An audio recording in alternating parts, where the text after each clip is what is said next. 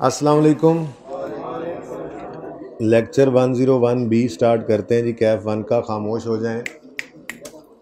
अच्छा जी, अच्छी अटेंडेंस इसलिए लग रही है कि आज मैंने कहा था रेशोज़ भी एक दो करनी है और टर्म टेस्ट का सवाल भी डिस्कस मुश्किल है जो होना है।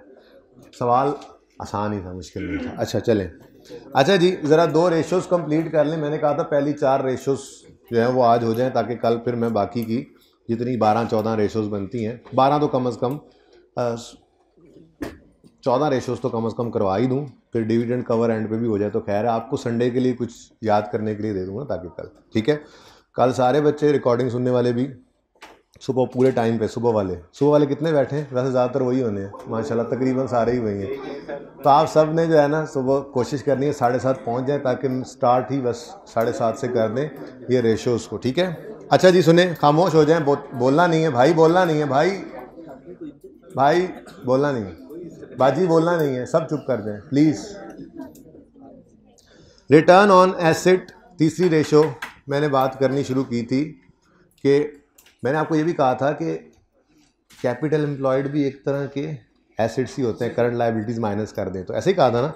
तो फिर उससे मैंने ये याद करवाया था आपको कि वहाँ पर भी पीबीआईटी देखा जाता था, यहाँ पे भी पीबीआईटी देखेंगे, लेकिन चूंकि वो रिटर्न ऑन कैपिटल एम्प्लॉयड था तो डिवाइड किया था कैपिटल एम्प्लॉयड से एवरेज करके। ये रिटर्न ऑन एसेट्स है तो पीबीआईटी को डिवाइड करेंगे एसेट्स से, टोटल एसेट्स से, लेकिन एवरेज करके, जहाँ मुमकिन हो एवरेज करते हैं। अब टोटल आई कैप ने ना अपनी किताब में दो अलग अलग बातें लिख दी। इस रेशो में लिखा रिटर्न ऑन एसेट्स में टोटल एसेट्स और फिक्स्ड एसेट्स, लेकिन आपने बाय डिफॉल्ट टोटल एसेट्स वाला ही याद रखना है कि टोटल एसेट्स से डिवाइड करना है, ओके। अनलेस के सवाल खुद कह दे रिटर्न ऑन फिक्स्ड एसेट मुझे निकाल के दो, खुद ना कहे तो हमने हमेशा रिटर्न ऑन टोटल एसेट ही समझना है इसको, ठीक है। तो इसका फॉर्मूला आपको ये लिखवाया था, PBIT over average total assets, ठीक है जी। अब इसमें मेरा सवाल जो था उसमें मैंने पीबीआईटी तो पहले से उठाया हुआ था, वही 750 जमा 510 जो किया था मेरी कंपनी का। तो मेरी कंपनी के एसेट्स ये पड़े हैं। अगर तो सिर्फ एक साल की बैलेंस शीट गिवन होती तो 13,900 से डिवाइड कर देता पीबीआईटी को, लेकिन पिछले साल की बैलेंस शीट भी गिवन है तो 12,500 जमा 13,900 बटा 2 एवरेज कर लेंगे, ठीक है। तो ये है जनाब मेरी कंपनी की रेशो, 750 जमा 510 ये पीबीआईटी आ गया over 12,500 opening assets total assets plus 13,900 closing total assets divide by 2 average out कर दिया मैंने। अब मेरी परसेंटेज आई है 9.6। अब आप जल्दी से अपनी कंपनी की परसेंटेज निकालें। वैसे ये तो आपने निकाल ही ली होनी है, 9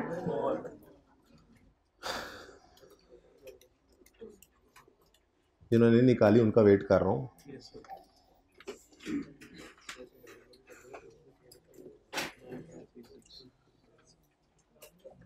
जी रिटर्न ऑन एसेट मेरी कंपनी एक्स की 9.5 थी, आपकी कंपनी वाई की 9.4 है ये रेशो।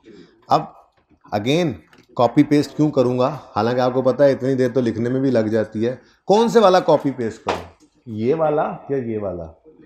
एक जैसे ही थे, यानी मैं ये बताना चाह रहा हूँ आपको पहली 3 रेशोज़ बिल्कुल एक जैसी हैं, थोड़ी बहुत चीज़ जिसका फ़र्क है वो ध्यान रखना, क्योंकि उसी पे नंबर मिलते हैं या कटते हैं।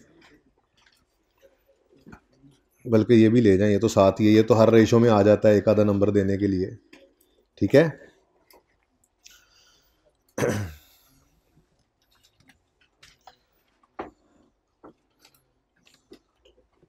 लो भाई, इंटरप्रिटेशन वाले सफ़े पे आ गए आप लोग। अच्छा अब इधर देखिएगा ज़रा, मिटने क्या लगा है। एक तो ये मिट जाया करता है, आपको पता है, ये तो हर रेशो डिफरेंट आंसर दे रही है ना, ठीक है। ये देखो बाकी सब सेम, बाकी सब वो कर लेते हैं यार, वो तो जब देखेंगे तो आ ही जाएगा आंसर, ठीक है। चलो अब यहाँ पर हमने ये रेशो में पहली रेशो में क्या बताया था, पर rupee 100 invested in business capital, या यूं भी कह सकते थे पर rupee 100 invested in capital employed, कितना कमा रही है कंपनी।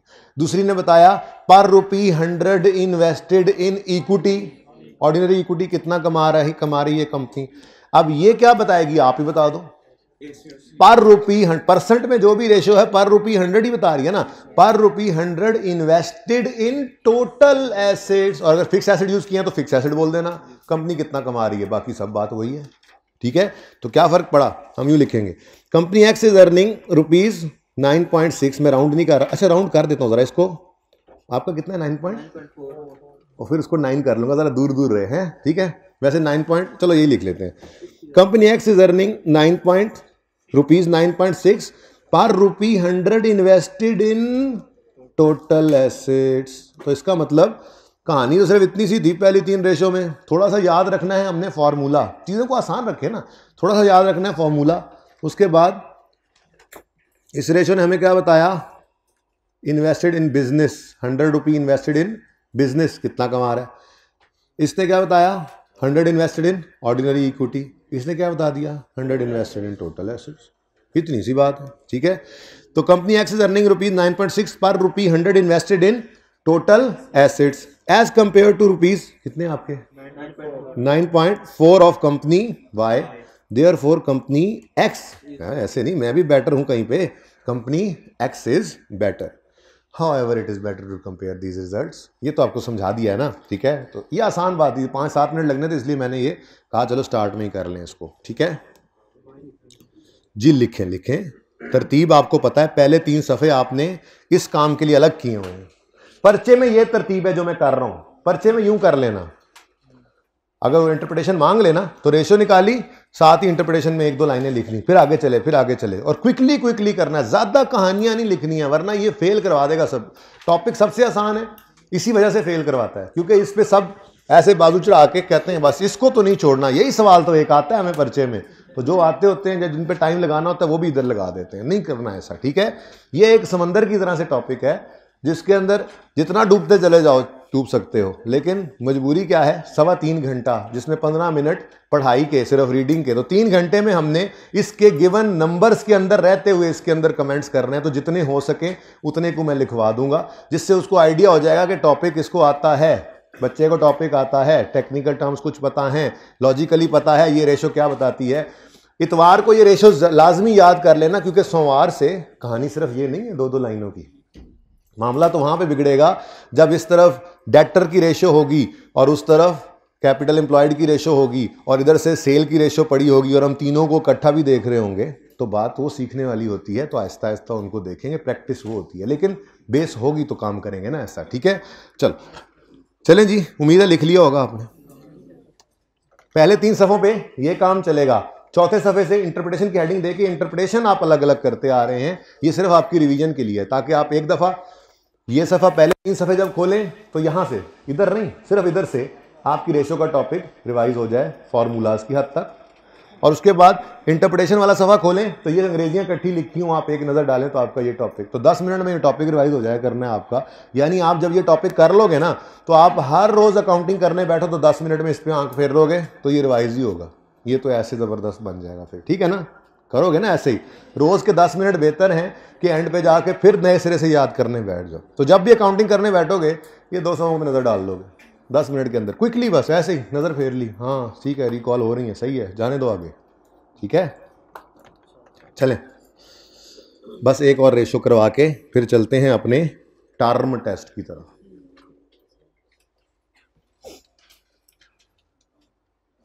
एमसीक्यूज भी करने हैं कैश फ्लो के, जल्दी करो। लिख लिया? ये तो घर पे भी लिख सकते हैं, सिर्फ बदली हुई जगह लिख लो, बाकी तो सब वैसे का वैसे ही है। चलो कोई नहीं लिखो, खैर क्या हो सकता है। सुबह 7:30 बजे लिखवाना शुरू कर देना है मैंने, 7:35 पे तो लिखना शुरू कर देंगे हम, पहली रेशो डिस्कस करके बस। नहीं भाई नहीं हो सकता, ये नहीं होगा, मैं नहीं बताऊंगा। अच्छा जी सुने, नेक्स्ट है जी एसेट टर्नओवर रेशो। क्या है जी? Asset turnover ratio.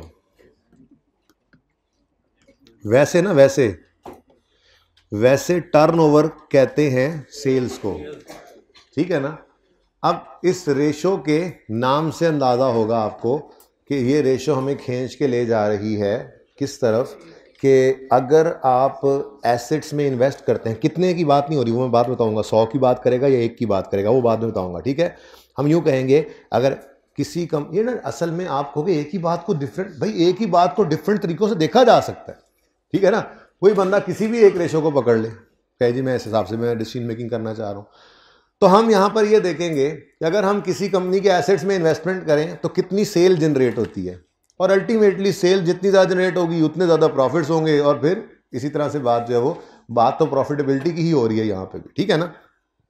तो एसेट टर्नओवर, लेकिन एक बात याद रखना, ये जो टर्नओवर नाम है ना, ये जिस रेशो के साथ लगेगा वो हमेशा टाइम्स में आंसर देगी। इसके अलावा भी दो रेशोज हैं टाइम्स वाली, लेकिन टर्नओवर 4 रेशोज हैं टर्नओवर की, asset turnover, debtor turnover, inventory turnover, creditor turnover ये कल आपको टर्नओवर करूंगा मैं, यानी कल मैंने वर्किंग कैपिटल की रेशोज करवानी है।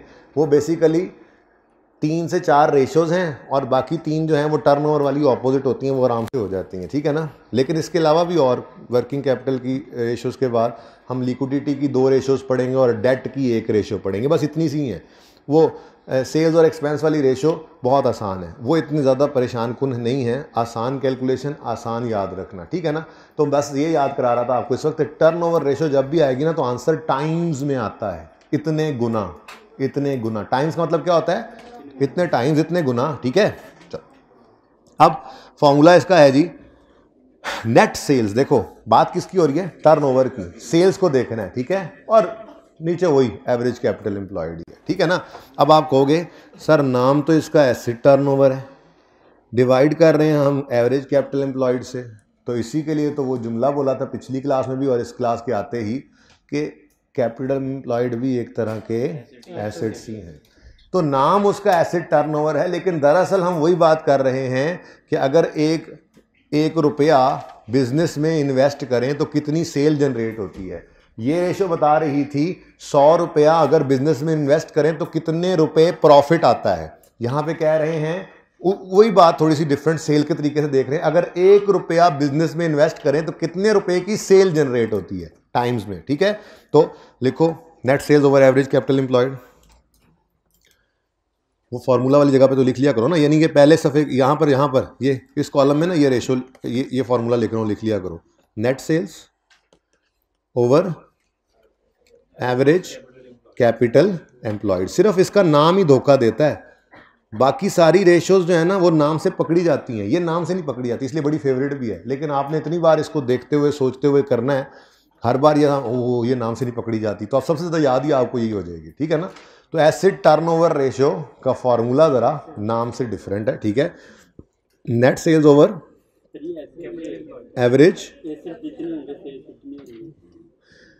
यूं कहना चाहिए कि इस कंपनी के एसेट्स में अगर हम इन्वेस्टमेंट करेंगे तो सेल्स इतनी देंगी। देखो ना, अभी दोनों को आने दो ना, फिर मैं बताता हूँ, दोनों को आमने सामने रख के देख लेंगे। अब किसी के एसेट्स कम भी हो तो हो सकता है टर्नओवर रेशो ज़्यादा हो, वो एफिशिएंसी बताएगी। तो ये तो देखते हैं ना, अभी तो सिर्फ फार्मूला लिखा है मैंने, इसको 100 से मल्टीप्लाई नहीं करना भाई। अभी तक मैंने 3 रेशोज लिखवाई, इंटू 100 किया परसेंटेज में आंसर आया, इंटू 100 किया परसेंटेज में, बेटा इधर देख लें प्लीज, इंटू 100 किया परसेंटेज में आंसर आया, इंटू 100 किया परसेंटेज में आंसर आया। मैंने कहा टर्नओवर की रेशोज जो हैं वो टाइम्स में आंसर देती हैं, तो इंटू 100 नहीं करना, तो इसका आंसर आया करेगा हमेशा टाइम्स में, ठीक है। चलो जी, आ गई मेरी कंपनी, आ गई, आगे भी आ गई मेरी कंपनी, आ गई। मैंने सेल्स पकड़ी, सवाल में कुछ नहीं बताया कि नेट कौन सी हैं और कोई रिटर्न अलग है, बस ठीक है। फिर यही सेल्स है मेरी 12,000 को मैं ले आया, मेरी कंपनी की नेट सेल्स हैं 12,000, और कैपिटल एम्प्लॉयड तो पहले से ही मैंने पहली रेशो में लिखा हुआ था, फिर कौन जाके बैलेंस शीट से ढूंढे, यहाँ से जाके पकड़ेंगे। ये 8300 बटा 10,100, तो एक बार कैलकुलेट कर ली चीज़, चाहे आंसर लिखा है चाहे इस तरह से फॉर्मूला लिखा है, वो फिर आगे यूज़ करते रहना, ठीक है जी। 8300 प्लस 10,100 डिवाइडेड बाय 2 कर लूँ ज़रा, लो भाई, ये 100 से मल्टीप्लाई ना करना इसको, ठीक है। आंसर इज 1.3 टाइम्स, अच्छा, अब 1.3 टाइम्स का मतलब ये लिखवाता तो हूँ अंग्रेजी में, वैसे समझ तो लो। देखो ना, डिनोमिनेटर में हमने क्या रखा हुआ है, कैपिटल एम्प्लॉयड, न्यूमिनेटर में सेल्स। तो वहाँ पर हम बात वही करेंगे कि बिजनेस में पैसा इन्वेस्ट हो रहा है, लेकिन ये 100 रुपये इन्वेस्ट करके इतने रुपए कमाने वाली बात नहीं हो रही है, बल्कि ये टाइम्स की है ना, टाइम्स की रेशियो और सेल्स को ले रही है। तो हम यूं कहेंगे 1 रुपया अगर कंपनी एक्स के बिजनेस एक्स में इन्वेस्ट करें तो वो 1.3 रुपए की सेल जनरेट करता है। ठीक है, तो इसकी ज़रा इंटरप्रिटेशन लिखना शुरू करते हैं। अब मैं कॉपी नहीं कर रहा ऊपर से, थोड़ा सा मुझे अब नया करके लिखना पड़ेगा इसको, तो मैंने बल्कि दूसरी निकाले ना ताकि इकट्ठा ही कर दें। ठीक है, जल्दी करें, अपनी कंपनी सब कर लें, सब कर लें। ये मेरी कंपनी की, ये मेरी कंपनी की रेशो है, अपनी कंपनी की रेशो निकालें खुद। पता नहीं सुबह वाली या मतलब फर्स्ट या सेकंड क्लास में से किसी एक ने कहा हम निकलवा रहे हैं आपके साथ रेशो, आप भी निकलवाएं हमारे साथ रेशो। मैं लिख भी तो रहा हूँ आपके लिए, आपको लिख रहे हैं। अच्छा, मैं बता भी तो रहा हूँ, आपको बता रहे हैं। चलें जी, ये मेरी कंपनी की रेशो है, आपकी कंपनी की रेशो है। यहाँ पे मैंने कट ऑफ लगा दिया, ठीक है ना, ये अब कल करेंगे, बस ये आखिरी रेशो है। ओके जी, 1.4 टाइम्स आपकी कंपनी की रेशो है। वैसे कौन सी बेहतर लग रही है? क्योंकि आपकी कंपनी में जो 1 रुपया बंदा डालेगा वो 1.4 रुपए की सेल जनरेट करेगी, मेरी कंपनी 1.3 की करेगी। तो बंदे इंटरेस्टेड यही इसी में होंगे कि इसमें जितनी देखो सेल्स ज़्यादा, उतने जितना रेवेन्यू ज़्यादा उतने प्रॉफिट्स भी ज़्यादा ही होंगे ना। ठीक है, अच्छा वैसे बाय द वे 8300 जमा 10,100 बटा 2 क्या आंसर आता है इसका? ऐसी तरह बाय द वे बता दो मुझे। 9200। अच्छा, और आपकी वाली कंपनी का एवरेज कैपिटल एम्प्लॉयड कितना आता है? 80। देखो भाई बताओ अब किसके एसेट्स ज़्यादा हैं? देखा जाए तो कैपिटल एक तरह के एसेट्स होते हैं ना, किसके ज़्यादा हैं? एक्स के ज़्यादा हैं, लेकिन सेल तो मैं कम जनरेट कर रही मेरी कंपनी, तो फिर एफिशिएंट तो तुम्हारी ज़्यादा हुई ना कंपनी, समझ रहे हो ना। इसलिए फिलहाल बहरहाल याद करो, ये सारी बातें सोचेंगे इंशाल्लाह। सोचने के लिए तो ये सारा काम आज करवा रहा हूँ ताकि संडे को ये याद हो जाए, तो फिर सोचना शुरू कर देंगे। रोज़ाना 45 मिनट्स इसको सोचा करेंगे और बाकी के मतलब तकरीबन 1 घंटे को हम रिवीजन किया करेंगे। ठीक है, मंडे से इंशाल्लाह ये रूटीन होगी, लेकिन कल भी एक्स्ट्रा क्लास में कोशिश करूँगा रिवीजन ही हो। हाँ कल भी होगी, लेकिन कल रेशो इंशाल्लाह कोई इक्का दुक्का रहेगी तो एंड अप इसी तरह से स्टार्ट में करके फिर रिवीजन ही करेंगे। ओके ठीक है ना, कोई नई चीज़ नहीं करेंगे। उसके बाद फिर रेशो की रिवीजन वाला सवाल सुबह में रखा करेंगे और हाफ लेक्चर रिवीजन, और फिर शाम में जब भी क्लास होगी सिर्फ रिवीजन होगी, कोई नई चीज़ नहीं होगी, जो यूट्यूब पे भी अवेलेबल होती रहेगी। हर बी लेक्चर यूट्यूब पे अवेलेबल किया जाएगा। ओके इंशाल्लाह। लेकिन कोई नहीं, आगे जगह दो मेरे दोस्त को आज। लेकिन मैंने पहले एक क्लास में शायद सुबह कहा, दूसरी में नहीं कह सका।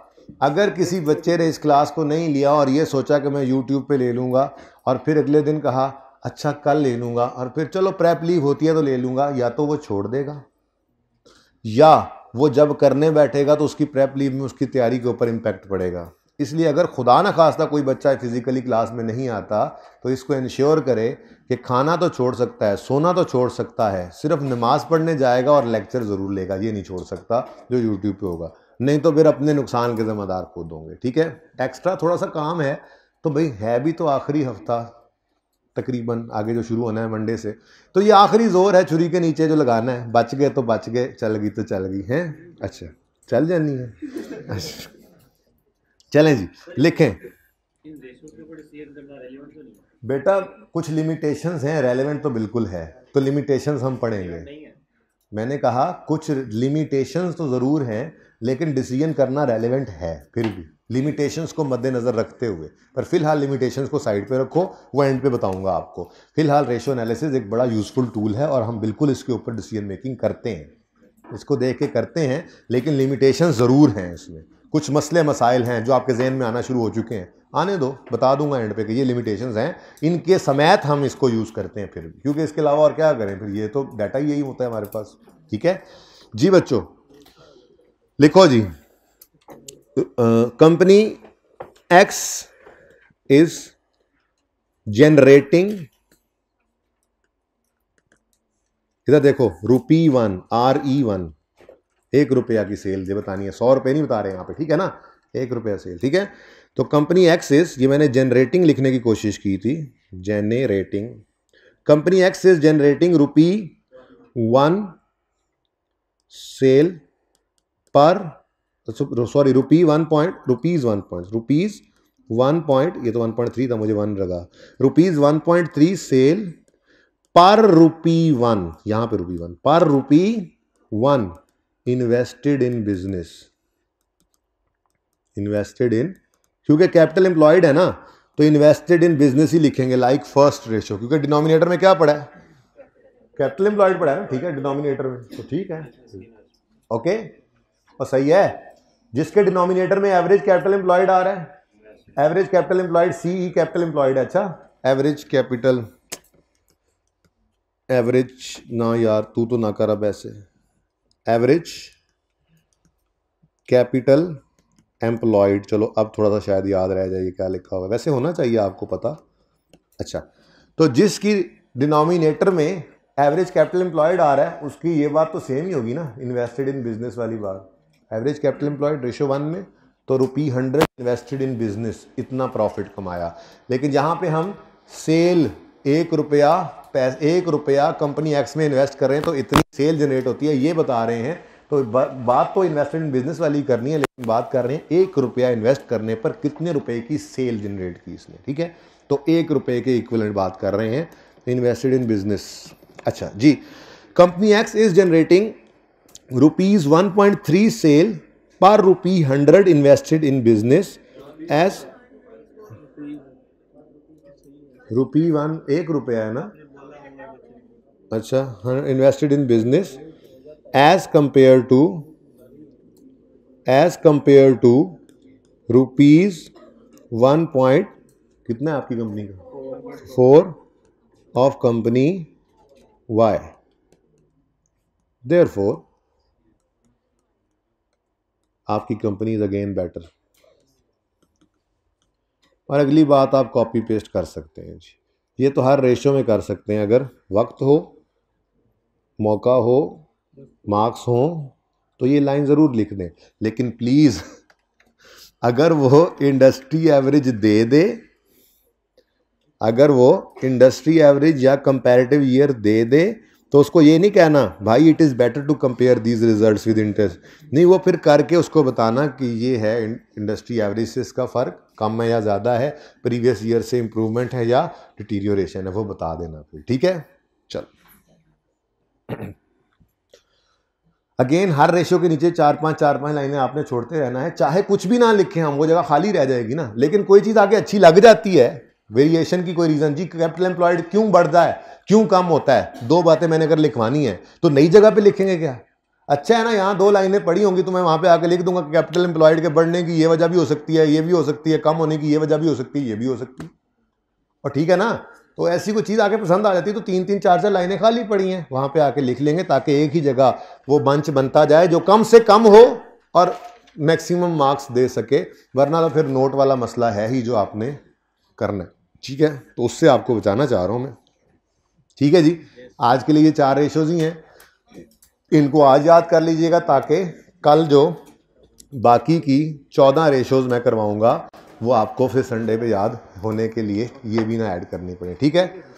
बाकी बुनियाद ही होती है, ओके, बुनियाद ये पड़ गई है। अब आप देख रहे हैं पहली रेशो पे टाइम लगा था, बाकी रेशोज पे इतना टाइम नहीं लग रहा, कैलकुलेशन सीखते हैं, अक्सर आपको खुद अंदाज़ा हो रहा होता है कि हाँ ये लग रहा है, फिर साथ ही मैं बता देता हूँ, आपको पता लग जाता है, और पहली लाइन में उसकी यूटिलिटी भी, यूटिलिटी पहली लाइन के अंदर ही कवर्ड है, और प्लस कंपैरिजन भी कवर कर लिया हमने और बेटर भी बता दिया, तो 3-4 लाइनों को एक के अंदर ही कवर कर लिया, ज़रा बचत हो जाती है टाइम की, ठीक है। चलो जी, इंशाल्लाह अब रेशोस की तरफ आएंगे कल। किधर है टर्म टेस्ट 2, कोबरा कोबरा ओ कोबरा ओ कोबरा जी, ईपीएस क्या, पहले मैं कोबरा कराऊंगा, वो मुश्किल काम पहले कर लेना, जहाँ क्लास एंड होगी ईपीएस तो चलते चलते भी सवाल हो जाना है, वो वाला वो मुश्किल नहीं था, वो सवाल तो चलते चलते हो जाना है, कोई मेरे से सवाल बनाते में गलती ना हो गई हुई पहले में, तो सवाल ऐसा कोई नहीं था कि जिसके अंदर इतना मसला हो, वो तो चलते चलते भी हो जाएगा। ये सवाल मजे का था। Cobra limited is preparing it's financial statements for the year ended 30 June 19। मेरे प्यारे बच्चों, ये वो वाहिद सवाल है जिसमें अभी ड्राफ्ट प्रिपेयर नहीं हुआ, वरना जितने सवाल आपने IAS 8 के किए थे, मैंने भी आपको पक्का किया होता इस बात पे, इसीलिए तो ये सवाल बचा के रखा हुआ था। जितने भी सवाल हमने किए उसमें हमें ड्राफ्ट बना के दे देता था, ड्राफ्ट दिया होता था, या यूं कहता था ड्राफ्ट प्रिपेयर हो गया है और उसकी ये फिगर्स हैं। लेकिन ये वाहिद सवाल है जिसमें वो कह रहा है CL is preparing it's financial statements, अभी बनाई नहीं है। तो हर IAS 8 के सवाल में हम गलती को करंट ईयर में भी सही करते थे क्योंकि ड्राफ्ट प्रिपेयर हो चुका होता था, लेकिन इस सवाल के अंदर कोई गलती करंट ईयर में नहीं होनी थी जिसको करंट ईयर में सही करें। ठीक है, तो इसलिए भी नंबर कम थे, आपको लग रहा था इतने कम नंबर, नहीं, आपने ध्यान से सवाल को पढ़ा नहीं था। ओके, चलो ये तो हो गया, ये तो पता लग गया कि गलती को सही इस साल में करने की ज़रूरत नहीं थी। ठीक है, हाँ जी, करेक्शन ऑफ एरर का क्वेश्चन लग रहा था। हाँ है, आप खड़े हैं 19 में और एक गलती 17 में हुई थी, तो फिर 17 की गलती 17 में सही, 18 की गलती 18 में सही, 19 की ड्राफ्ट बन चुके होते तो 19 की गलती 19 में सही, लेकिन 19 का ड्राफ्ट नहीं बना था इसलिए ये बस नहीं किया। ठीक है, चलो देखते हैं, सवाल करते हैं। सवाल तो बहुत आसान है। ड्यूरिंग द ईयर, क्या मतलब 19 में इट वाज पता लगा that due to some calculation error in Excel sheet fair value of CL's office building was taken incorrectly. Office building की फेयर वैल्यू गलती से क्या ले ली गई, 480, ये रॉन्ग है। ठीक है, ये उन्होंने गलत कर दिया। इंस्टेड ऑफ 360, ये होना चाहिए था ओरिजिनल। ठीक है, resultantly the building was recorded based on incorrect revalued amount. अब 17 में ये थोड़ी गलती है क्या, आपने 17 को सही नहीं किया, जाके कैसे कह लिया आपने यार। 17 में एक चीज़ माशाल्लाह सिर्फ 100 मिलियन से ज़्यादा रिकॉर्ड हो गई है, तो इसको सही करना पड़ेगा। ठीक है, चलो, लेकिन मसला ये नहीं था, मसला ये था, इस तरह का एक सवाल किया था रिड्यूसिंग बैलेंस मेथड टाइप, जिसमें रिड्यूसिंग बैलेंस मेथड वाले सवाल में अगर गलती हुई है तो अगले कई साल गलती चलती रही है। ये भी तो वैसा ही है, रीवैल्यूड अमाउंट को ही डेप्रीशिएट करते होते हैं, तो अगर रीवैल्यूड अमाउंट ही गलत ले ली है तो डेप्शन भी 17 में, अच्छा 17 में तो डेप्शन हुई नहीं होगी क्योंकि ईयर एंड रीवैल्यूएशन है। ठीक है ना, बहरहाल देख लेते हैं इसको। ओके, वर्किंग अभी करवाता हूँ ना। अच्छा जी, तो resultantly the building was recorded based on incorrect revalued amount in CL's financial statements for the year 30 जून 2017। अच्छा बच्चों, ये 17 वाली तो हो ही नहीं सकता कि आपके पास पड़ी हो, क्योंकि आप 19 की फाइनेंशियल स्टेटमेंट्स बना रहे हैं, तो 17 की तो कब की बन के जा चुकी होंगी। ठीक है, अच्छा, अब ये गलती कब हुई है, 2017 वाले साल में। ठीक है,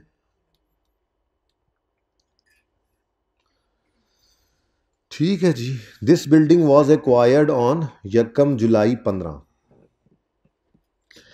for 500 and then revalued for the first time on 30 जून 17। यानी जो ये कहने लगे थे ना sir start of the year या एंड ऑफ द रीवैल्यूएशन, उनके लिए जवाब अगले पॉइंट में लिखा हुआ था कि रीवैल्यूएशन हुई थी 17 के आखिरी दिन। अगर आखिरी दिन हुई थी तो फिर 17 में सिर्फ रीवैल्यूड अमाउंट की गलती हो गई, डेप्रीसिएशन तो नहीं हुई होगी ना, डेप्शन तो अब 18 में होनी है, तो 18 के अंदर डेप्शन की गलती भी आएगी।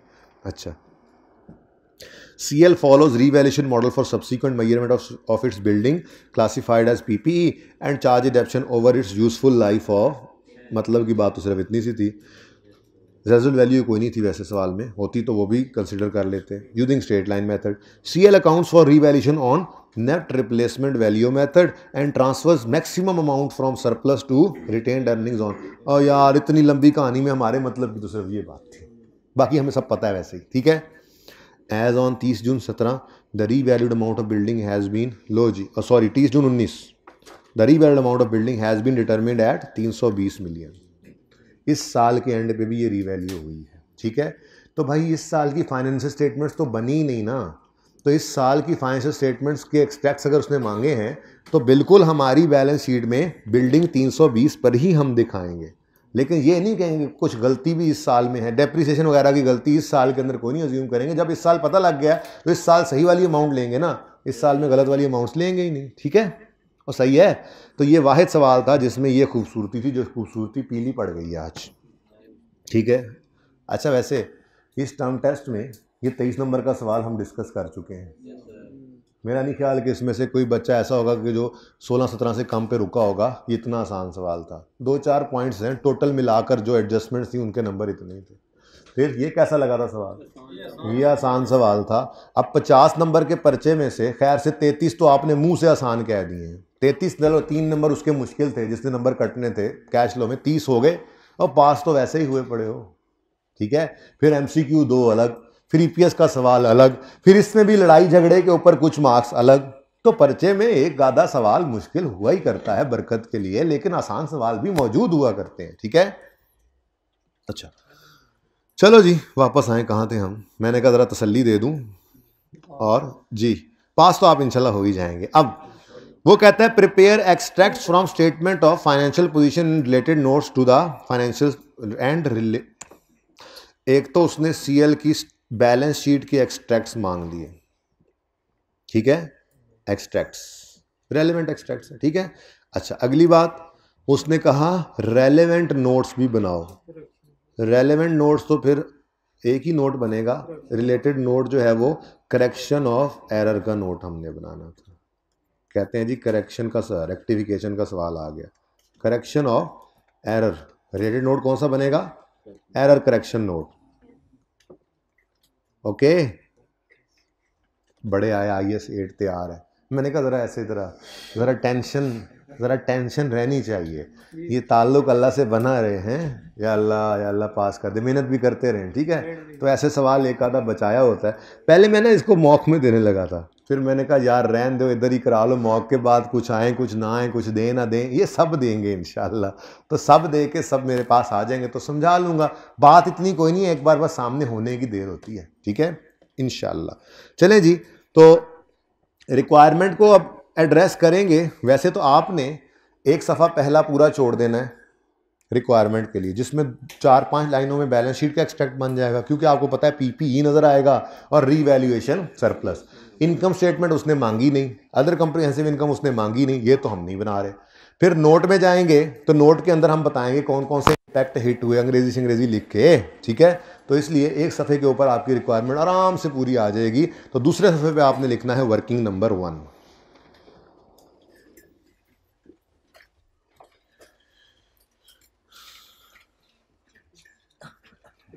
अच्छा अब ऐसा करते हैं, ज़रा भूल जाते हैं थोड़ी देर के लिए कि उससे कोई गलती हुई है, क्या ख्याल है, और नॉर्मल रीवैल्यूएशन का सवाल कर लेते हैं। करें शुरू?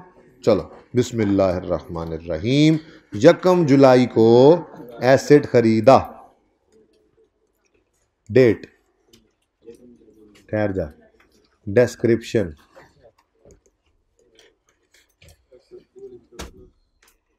एसेट, अब एसेट PPE लिख रहा हूं मैं, तो इसलिए लिख दिया मैंने ताकि एंट्रीज करने में मुझे आसानी होगी, ठीक है।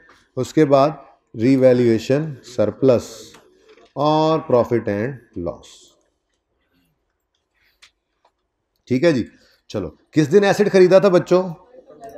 अच्छा अब ये सवाल ना एकदम से 1 जुलाई, ये एकदम से ना सवाल नॉर्मल वाला हो गया। अभी तक छोड़ो, भूल गए हम कि कोई एरर भी है, ठीक है, लेकिन मैं भूल गया हूँ एरर है कि नहीं है। इसी चलाना तो ना भूलें ना, कान लाल होना शुरू हो गए।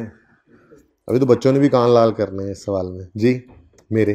कॉस्ट कुछ भी नहीं करेंगे इंशाल्लाह, आसान ही बड़ा है, 500, ठीक है। नेक्स्ट, अच्छा अब रीवैल्यूएशन कब आके हुई है? जिस दिन गलती हो रही है 30 जून 17 पे गलती हुई है ना, तो लाओ छलांग फिर 2 साल दी इकट्ठी, ठीक है।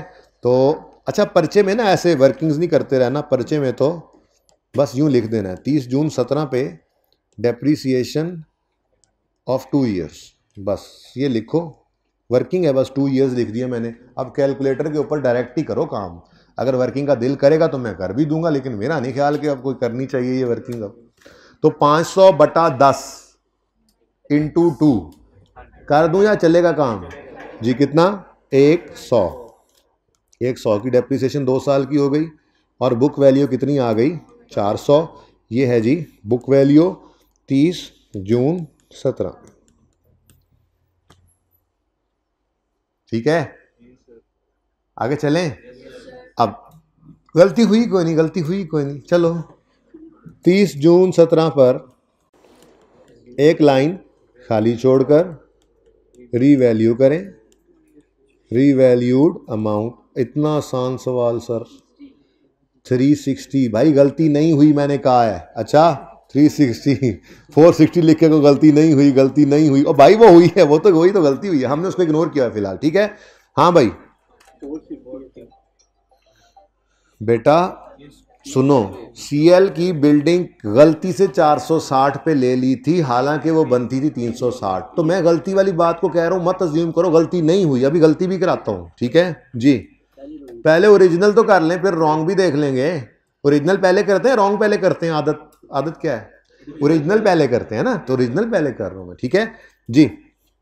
तो कितना आया जी? सरप्लस। ओ यहीं से तो गेम ऑन हुई है। उन्होंने जो काम गलती में किया है उस वजह से तो उल्टा सरप्लस आ गया। खैर चलो, हमें क्या गलती तो हुई नहीं, गलती तो हुई नहीं जी। बोले revaluation loss, balancing, profit and loss. यार अब ये तो कोई बात नहीं है जो पूछी जाए, मर्जी कर लो। यहाँ पे तुम स्माइली बना दो, वर्किंग है। मैं हमेशा लॉस लिखता हूँ जब लॉस आए। इल्जाम मत लगाओ, इल्जाम लगा रहे हो तुम। ऐसे नहीं, अब ऐसे कैसे? आ गया। अब बड़ा दूर है, ये तो बहुत पुरानी बात है। उन्हें खुलने तो इनकार करता है, ये तुम्हारे साथ मिला हुआ है।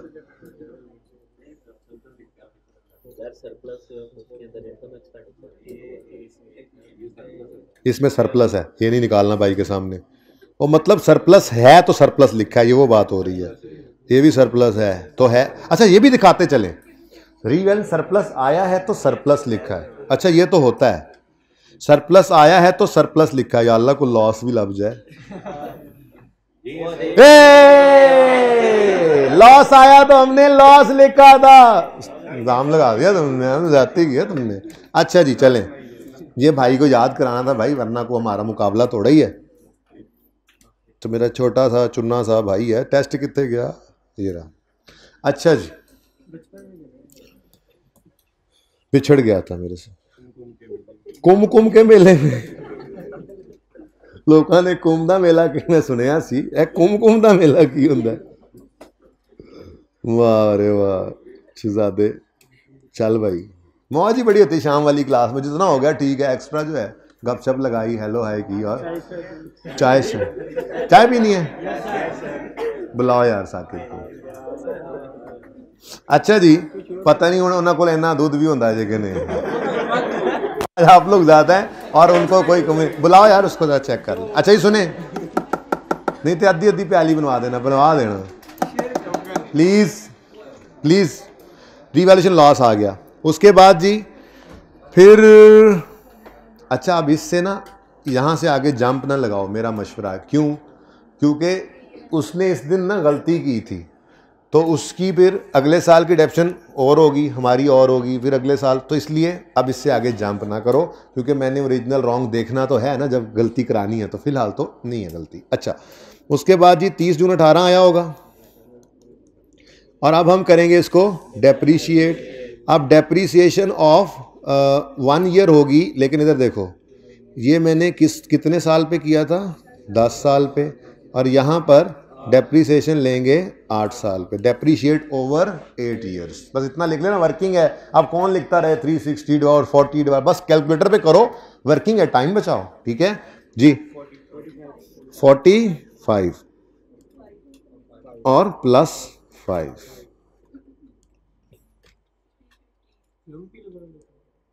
जी। जंप नहीं क्यों लगाया, मैंने बताया, तुम उस वक्त आंख लग गई थी तुम्हारी लगिए पहुंच गए थे तुम। ये मसला आखिरी महीने में होता है, किताब पे आंखें होती हैं और दिमाग कहीं और होता है। यही है वो मसला जो गड़बड़ करेगा। 3 घंटे बाद 2 सफ़े पढ़े होंगे, लॉ यार पढ़ा ही नहीं जा रहा, पढ़ा कहाँ नहीं जा रहा, दिमाग तुम्हारा इधर है। ये मसला नहीं होना चाहिए बेटा। मैंने कहा 17 के एंड पे उससे गलती हो गई है, अब 18 में उसने उस गलत अमाउंट को डेप्रिशिएट करना है, तो ये भी तो गलती होगी ना। तो हम वो गलत डेप्रिशिएट नहीं निकालेंगे और सही वाली अपनी नहीं बताएंगे, इम्पैक्ट नहीं निकालना होगा। ठीक है, ओके जी बच्चों, जाग गया, जाग गया मेरा वीर, चल शाबाश जी। बुक वैल्यू 30 जून 18 पर कितनी, 315, 35 नेगेटिव। ज़रा ऊपर जाएं भाई आप, ऐसे ही आप ज़रा आउट हो रहे हैं ज़रा। अच्छा जी, उसके बाद ये ज़रा क्लियरली लिखें क्योंकि यही एज इट इज़ यूज़ हो जाएंगे इंशाल्लाह। ले जी, फिर 19 आएगा, आन दो, 19 के एंड पे रिवैल्यूएशन है, ध्यान दो। फिर 30 जून 19, एक लाइन खाली छोड़ दी, नहीं पहले डेप्रीशिएट करें। अब स्ट्रेट लाइन मेथड है तो वही 8 ईयर्स यूज होना है। ये मैंने 8 ईयर क्यों यूज किया पता है ना, 2 साल गुजर चुके हैं, पता लग रहा है ना ये। अच्छा जी, तो डेप्रीसिएशन कितनी जी, वही 45 और वही +5, लेकिन मजबूरी ये थी कि वो गलती उनसे इधर भी हुई होगी तो हमने हर साल का इम्पैक्ट अलग लेना था, वरना यहां भी जंप लगा रहे थे स्ट्रेट लाइन की वजह से। तो 30 जून 2019 पर बुक वैल्यू कितनी आ गई, 270 और 30 नेगेटिव। ठीक है, समझ आ रही है। अब हमने दोबारा इसको किया रीवैल्यू, तो एक लाइन खाली छोड़कर रीवैल्यूड अमाउंट लिखी जी। अब ये गलती उन्होंने कोई नहीं की, तो हमें अब इस बात पता लग गया ना सही वाला काम ही कर रहे हैं। तो कितने गया, रीवैल्यूड एट 320, रीवैल्यूड एट, तो रीवैल्यूड अमाउंट है जी 320, तो 50 का सरप्लस आ गया। अच्छा इधर देखो भाई, हमने पहली बार ये सरप्लस नहीं लिखा, जब सरप्लस आया तभी लिखा, सबूत है। और यार तो कभी इंसान तकाज़ा बशरियत कहीं लिखा भी रह गया होगा, वो फिर यहां पे दिखाना है।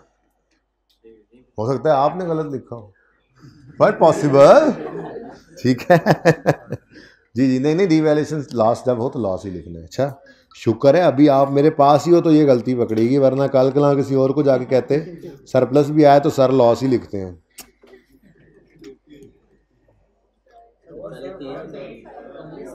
अच्छा 30 तो ये लिखने ही लगा था, भाई की बात की सोच चल रही थी मेरी कि बता रहा है जाके मेरे किसी उस्ताद को बता रहा है, मेरा उस्ताद सुन के क्या कहेगा कोई।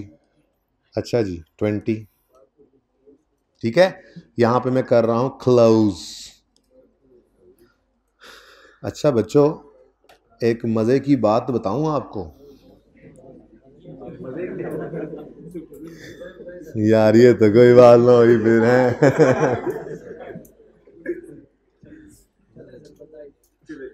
बता दूं, नहीं मजे की बात यह है कि जब जो बैलेंस शीट आपसे रिक्वायर की गई है ना, उसमें पीपीई में 320 और इक्विटी में रिवन सरप्लस में 20 लिखने बैलेंस शीट खत्म हो गई। अब आप लगाएं जोर बैठ के, रॉन्ग करेंगे, रॉन्ग को करेंगे जब वो सही होगा तो यहीं पर ही पहुंचाना है ना। अब पहले मैं बैलेंस शीट बनाता हूं, फिर वो गलती तो नोट में बताएंगे कि क्या क्या चीज़ें चेंज हुई और क्या क्या हुआ। तो सारा जो जंग अजीम 5 थी ना, वो नोट के अंदर थी, यहाँ पे कोई नहीं थी। ठीक है, अभी देख, हाँ वो नोट नहीं बनाना था उस वक्त ये सोया हुआ था जी। ये देखो मैंने लिखा करेक्शन जी। बेटा देखते हैं ना, नोट अभी दूर है। प्रॉफिट इनकम स्टेटमेंट मांगी है उसने, नोट पे पहुंचे हैं अभी बैलेंस शीट। नाम बताओ, कोबरा, मैंने नाम ऐसा लिखा था कि डर जाएं।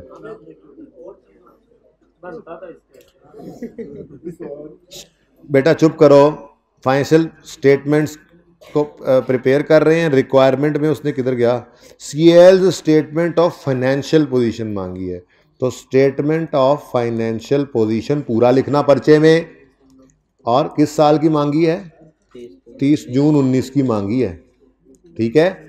लेकिन भाई साहब ये एक्सट्रैक्ट्स हैं, एक्सट्रैक्ट्स, बल्कि इसको इधर नीचे ही लिख लो। अब क्या हो सकता है, इधर एक्सट्रैक्ट्स भी तो लिखने थे मैंने, एक्सट्रैक्ट्स हैं, ठीक है। जैसे रेलेवेंट एक्सट्रैक्ट्स बना रहे हैं, पूरी बैलेंस शीट तो ना बन सकती है, नाम बना रहे हैं, ठीक है।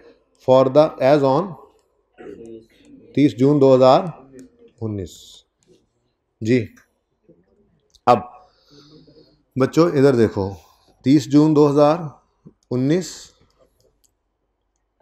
30 जून 2018 और 30 जून 2017 भी आएगा, क्योंकि बैलेंस शीट कितने साल की बनाते हैं, 3 साल की, ठीक है। अच्छा अब इधर देखो, नॉन करंट एसेट्स में एनसीए लिख दूं, नॉन करंट एसेट्स में प्रॉपर्टी प्लांट एंड इक्विपमेंट, बाकी पता नहीं कितने, हमें क्या पता, बिल्डिंग ही है ना, तो मैं उसी को पीपीई कह रहा हूं। और इधर देखो 30 जून 17 पर 360 होना था, 30 जून 18 पर 315 होना था, और 30 जून 19 पर 320 होना था। यानी जब आपने सारी गलतियां सही कर लेनी है तो बैलेंसेस यही होने चाहिए ना, तो ये लिख लो, ये लिख लो। एक शॉर्टकट एमसीक्यू में बताया था कि बैलेंस शीट अगर आप रीवैल्यूएशन का सवाल कर रहे हैं और बैलेंस शीट की फिगर बतानी है, तो क्लोजिंग बुक वैल्यू उठा के बैलेंस शीट में लिख दो, वही आनी है, चाहे 1000 दफ़ा एंट्रीज करके वहां तक पहुंचो, ठीक है। और गलतियां सही करके भी यहीं पे लाना था ना, तो मैं बैलेंस शीट बना सकता था। करेक्शन ऑफ एरर का नोट जर्नल एंट्रीज करके समझाऊंगा, ओरिजिनल रॉन्ग रेक्टिफाइंग सब करेंगे, लेकिन ओरिजिनल जो हमने करना था, रॉन्ग जो उन्होंने किया, जब रेक्टिफाइंग करेंगे तो अल्टीमेटली रिजल्ट तो यहीं पे पहुंचाना है ना। ये सही है कि नहीं है, और बोलो, जो सही है वही नजर आना चाहिए ना। तो जब सारी करेक्शन कर लेंगे तो सही यही फिगर आनी है, तो बस सही फिगर उठाकर लिखो। हाँ सिंपल सी बात है, यही तो कैच था इसके अंदर। तो वर्किंग नंबर 1 से आपने 320 उठाया, 315 उठाया और 360 उठाया। ये लो जी, रिक्वायरमेंट हो गई पूरी। लेकिन यहाँ पे रीस्टेटेड है। अब ये नोट में बताओगे कि क्या गलती हुई है, और वो जाहिर है सारा कुछ करना पड़ेगा उस नोट के लिए, तो सारी वर्किंग्स अभी सारी एंट्रीज वगैरह करनी है हमने।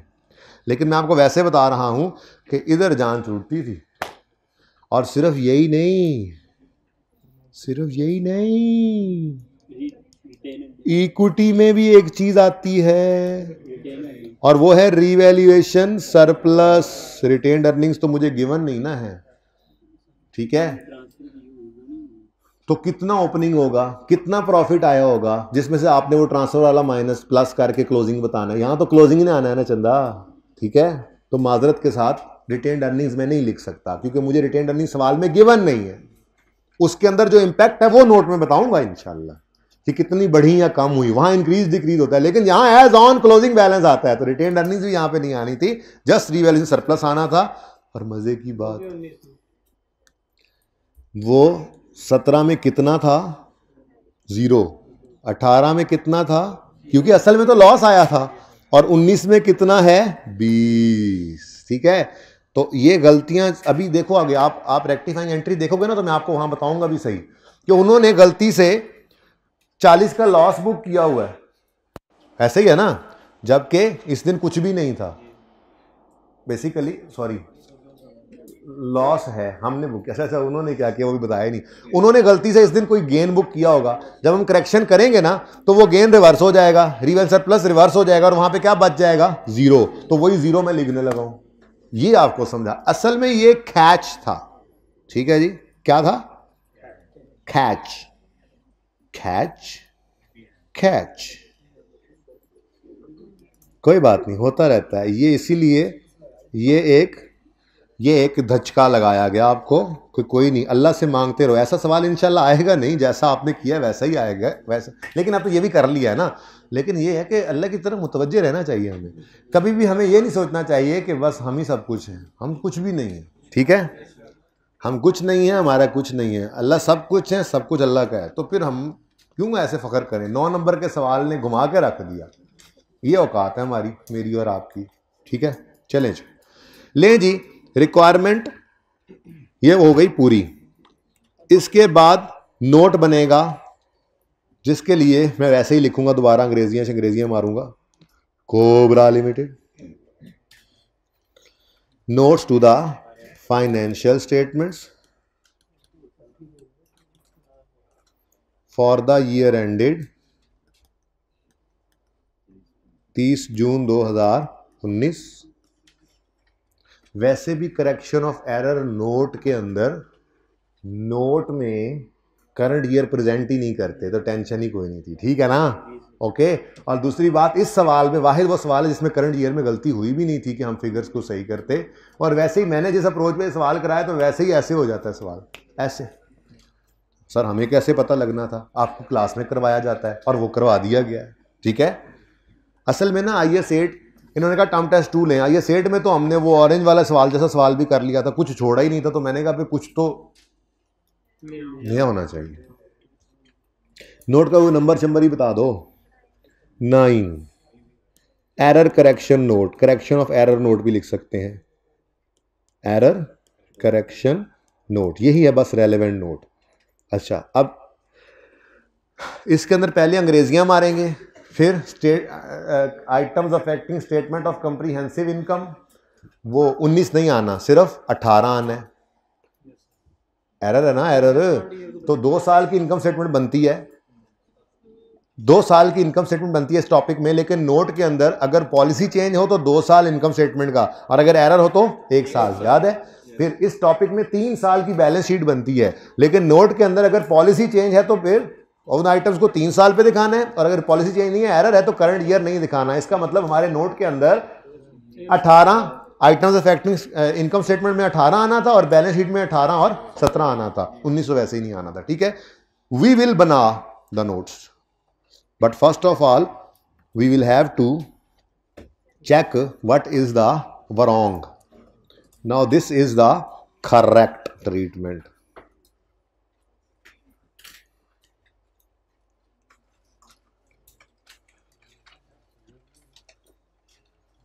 क्या ऐसा? बहुत बुरा सर। अच्छा जी, अब यहां पे हम वरॉन्ग करने लगे हैं। वरॉन्ग को मैं ग्रीन से कर रहा हूं ताकि रेड से निशान लगे, और कुछ नहीं। ठीक है, वरना वरॉन्ग तो रेड से होना चाहिए था। ये ऐसे ही हुआ था उनसे भी, वो एक्सेल की शीट पे गड़बड़ हुई थी, ऐसे ही हुई थी ना, ऐसे कुछ हुआ और 460 जी वरॉन्ग। सर ये GW जो है ना, अच्छा नहीं लग रहा, कमज़ोर सा लग रहा है, ऐसे जैसे इसके विटामिन की कमी होती है। चलो जी, अच्छा बच्चों, अब थोड़ी देर के लिए ना मैं इसको छुपा देता हूं, फिर हम इसको सामने कर लेंगे ताकि वो कैलकुलेशन में आपको आसानी रहे। ठीक है ना, इसको हम नहीं देख रहे। ओके, चलो। हाँ जी, पहला काम तो सब सेम था ना, और बोलो, डिस्क्रिप्शन वगैरह सब कुछ सेम है। यहां पे मुझे सिर्फ मसला है, तो मैंने ये फिगर्स लिखनी है PPE की, फिर रिवैल्यूएशन सरप्लस की, और प्रॉफिट एंड, खैर से उनका प्रॉफिट एंड लॉस वाला चक्कर ही कोई नहीं आया था, उन्होंने पहले साल ही सरप्लस कर लिया। लेकिन चलें, अब मैं कॉलम तो बनाऊंगा ही ना। ठीक है, चलो भाई, अब वर्किंग यहां से शुरू हो रही है, बीच में कुछ नहीं है, कुछ नहीं है। और अब हम गलतियां करेंगे उन वाली। ठीक है, पहले तो एसिड खरीदा, उन्होंने कोई गलती नहीं बताई। कितनी थी कॉस्ट? 500। फिर 2 साल इसको देखो, ये ऐसे चलना है, ऐसे प्लीज। अब इसको ना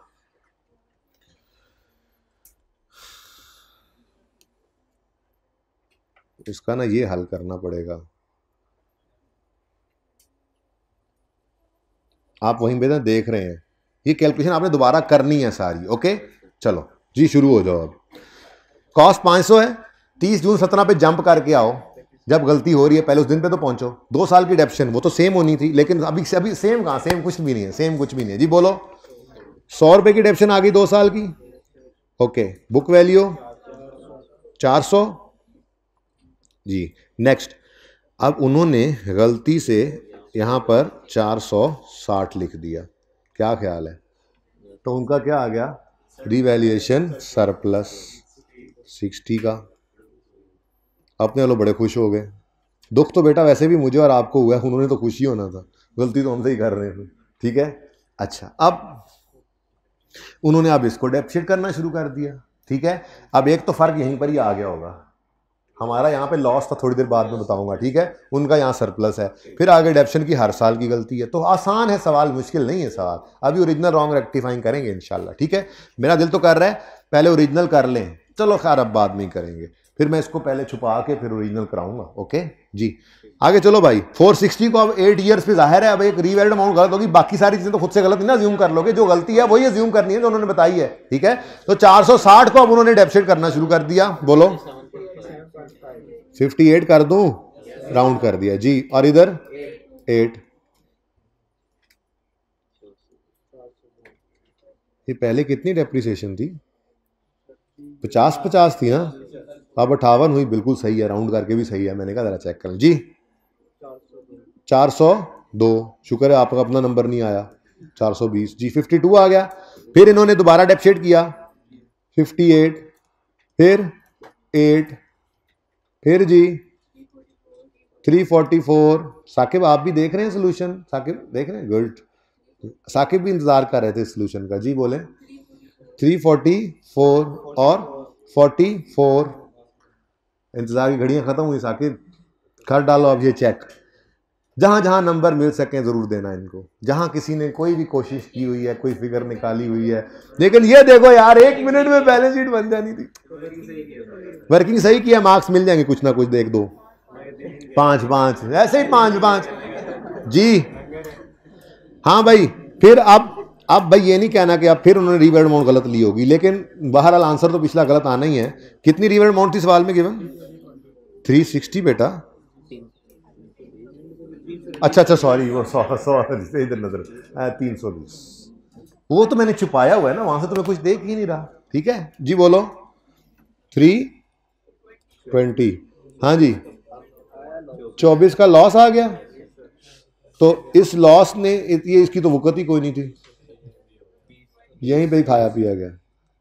ठीक है, अपने अल्लों इन्हों ने अभी भी खुश बैठे हैं। अच्छा, अब अगर गलत बैलेंस शीट बनी होगी ना, इधर देखो, तो गलत बैलेंस शीट के अंदर 30 जून 17 पर ये भी नजर आया होगा और ये भी नजर आया होगा। फिर 30 जून 18 पर ये भी नजर आया होगा, ये भी नजर आया होगा। फिर 30 जून 19 पर अभी कुछ आया ही नहीं था, वो फिर हमने पहले ही सही कर लिया। लेकिन मैं ये कह रहा हूं, देखो मेरी मेरी मेरी बात समझो। मैं ये गलत बैलेंसेस पहले लिखूं, फिर सारा कुछ करके मैंने पहुंचना तो सही बैलेंस पे ही है, तो मैं वो सही क्यों ना लिख दूं जब दोनों ही मुझे अवेलेबल हो गए। ये मैंने छोटा सा शॉर्टकट लगाया है। चलो जी, इसको जरा भी छोड़ो, अब मसले की तरफ चलते हैं। ठीक है, मिटा दूं, मतलब शो कर दूं, मिटा दूं। लो भाई, गलती को अब हम पकड़ रहे हैं जी, इसको रहने दे।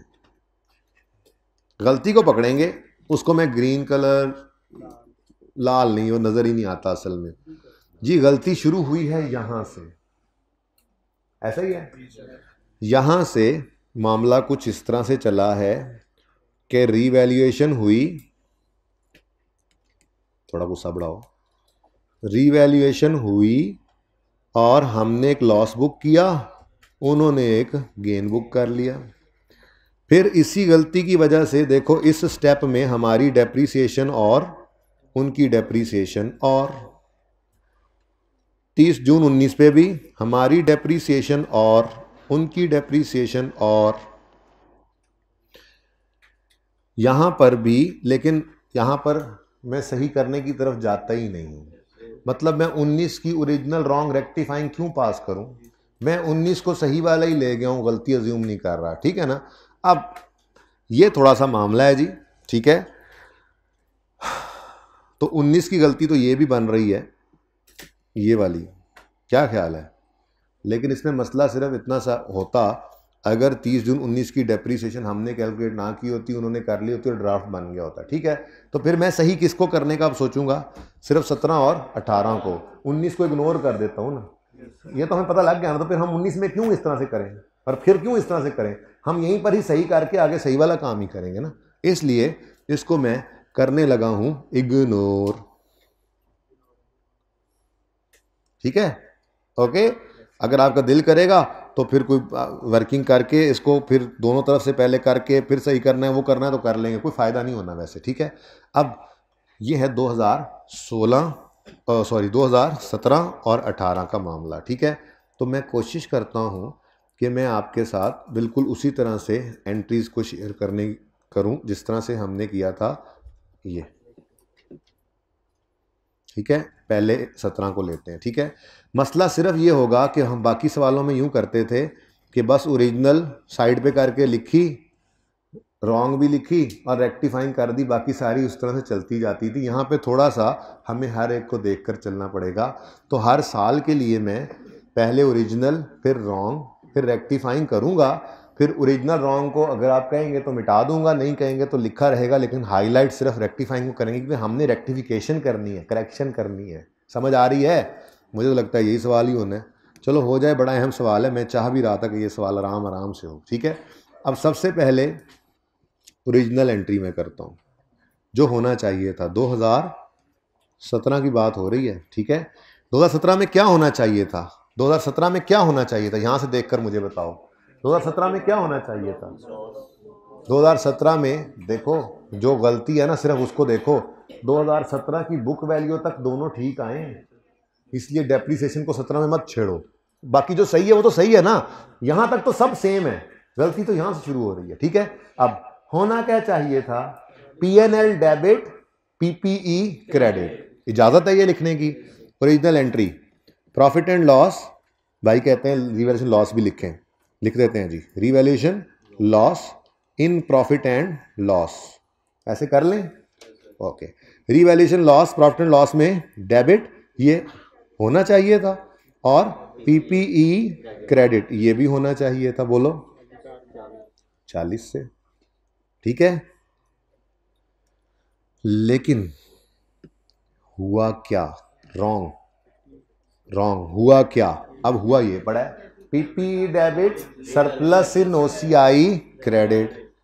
तो उन्होंने PPE डेबिट करके रिवैल्यूएशन सरप्लस OCI में क्रेडिट की, और वहां से जाहिर सी बात है बैलेंस शीट में चला जाता है। ठीक है जी, 60 से। चल,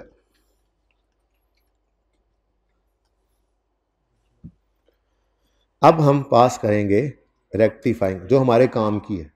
ठीक है, रिवैल्यूएशन लॉस डेबिट होना था 40 से, नहीं हुआ, कर दें।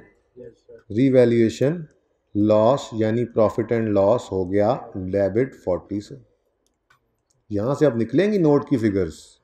फिर PPE क्रेडिट होना था 40 से, क्रेडिट होना था 40 से, उल्टा क्रेडिट होने की बजाय डेबिट हो गया। यानी एक तो जो क्रेडिट होना था नहीं हुआ वो 40 क्रेडिट करेंगे, दूसरा जो गलत डेबिट हो गया उसको सही करने के लिए क्रेडिट करेंगे।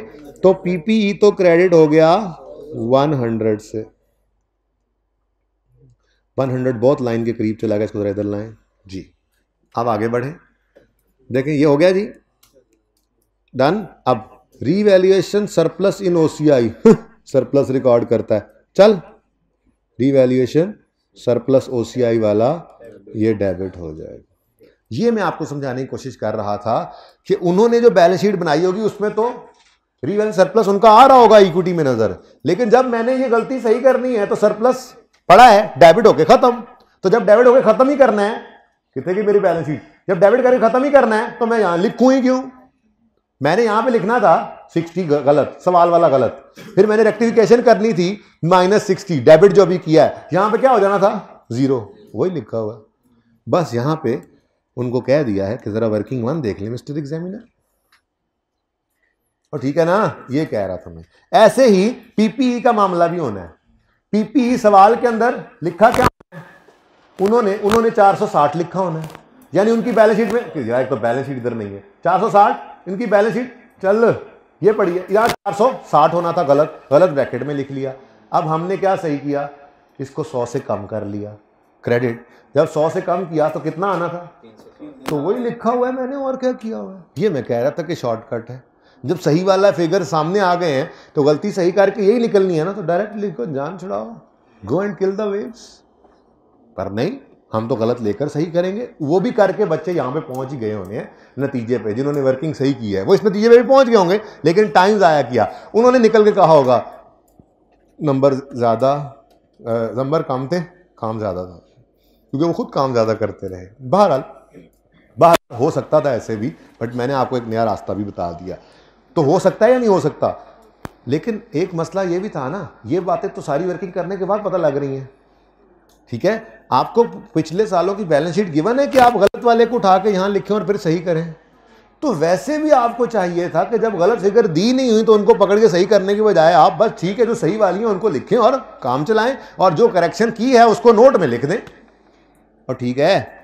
चलो, ये तो हो गया जी 2017। अब आपस की बात है, ओपनिंग ये ओरिजिनल रॉन्ग को मैंने कुछ नहीं करना था, पता ही है आपको, कभी भी आज तक इनको कुछ नहीं किया था, ऐसा ही है ना। और ये है वो एंट्री जो मेरे काम की है, तो मैं फुल गुस्से में ले आता हूं अपने ग्रीन हाइलाइटर को, इसको मैं इंशाल्लाह पोस्ट करूंगा अपने नोट में। बैलेंस शीट के अंदर तो मुझे अब जरूरत ही कोई नहीं है, बैलेंस शीट तो मैंने वैसे ही कर लिया। तो ये मेरी ग्रीन एंट्री है, रेलेवेंट, डन हो गया।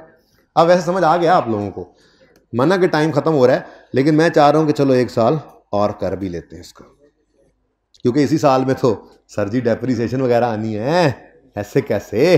अच्छा 2018, यार चाय की कोई खैर खबर नहीं आई,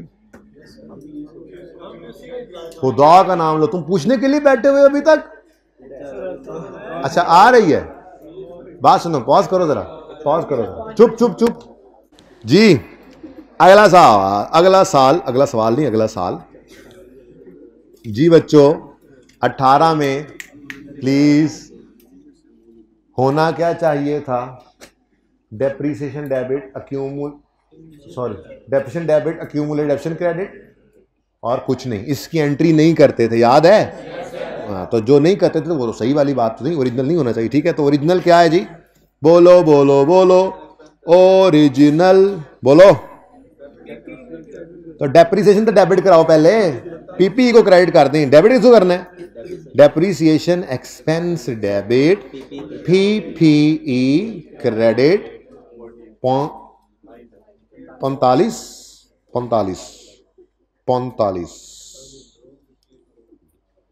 लो भाई, ये तो हो गया, और तो कुछ नहीं होना था ना ओरिजिनल, लेकिन रॉन्ग में उसने 2 एंट्रीज कर दी। थोड़ी सी जगह तंग पड़ रही, इसको जरा और स्मार्टली ना करें, थोड़ा सा इसको नज़दीक कर लें। हाँ भाई, रॉन्ग में क्या किया आपने, मैं चाह रहा हूँ मेरी रेक्टिफाइंग में बराबर ही रहे। रॉन्ग में क्या क्या किया, कहने लगा जी 58 की डेप्रीसिएशन को चार्ज किया, 8 के सरप्लस को भी ट्रांसफर किया, गलती सिर्फ मैंने एक बार की थी, बाद में कोई गलती नहीं की। वो ये कह रहा है सवाल वाला, गलती मैंने सिर्फ एक बार की थी, यहाँ 460 ले लिया था, उसके बाद मैंने सारे काम पूरे किए हुए हैं।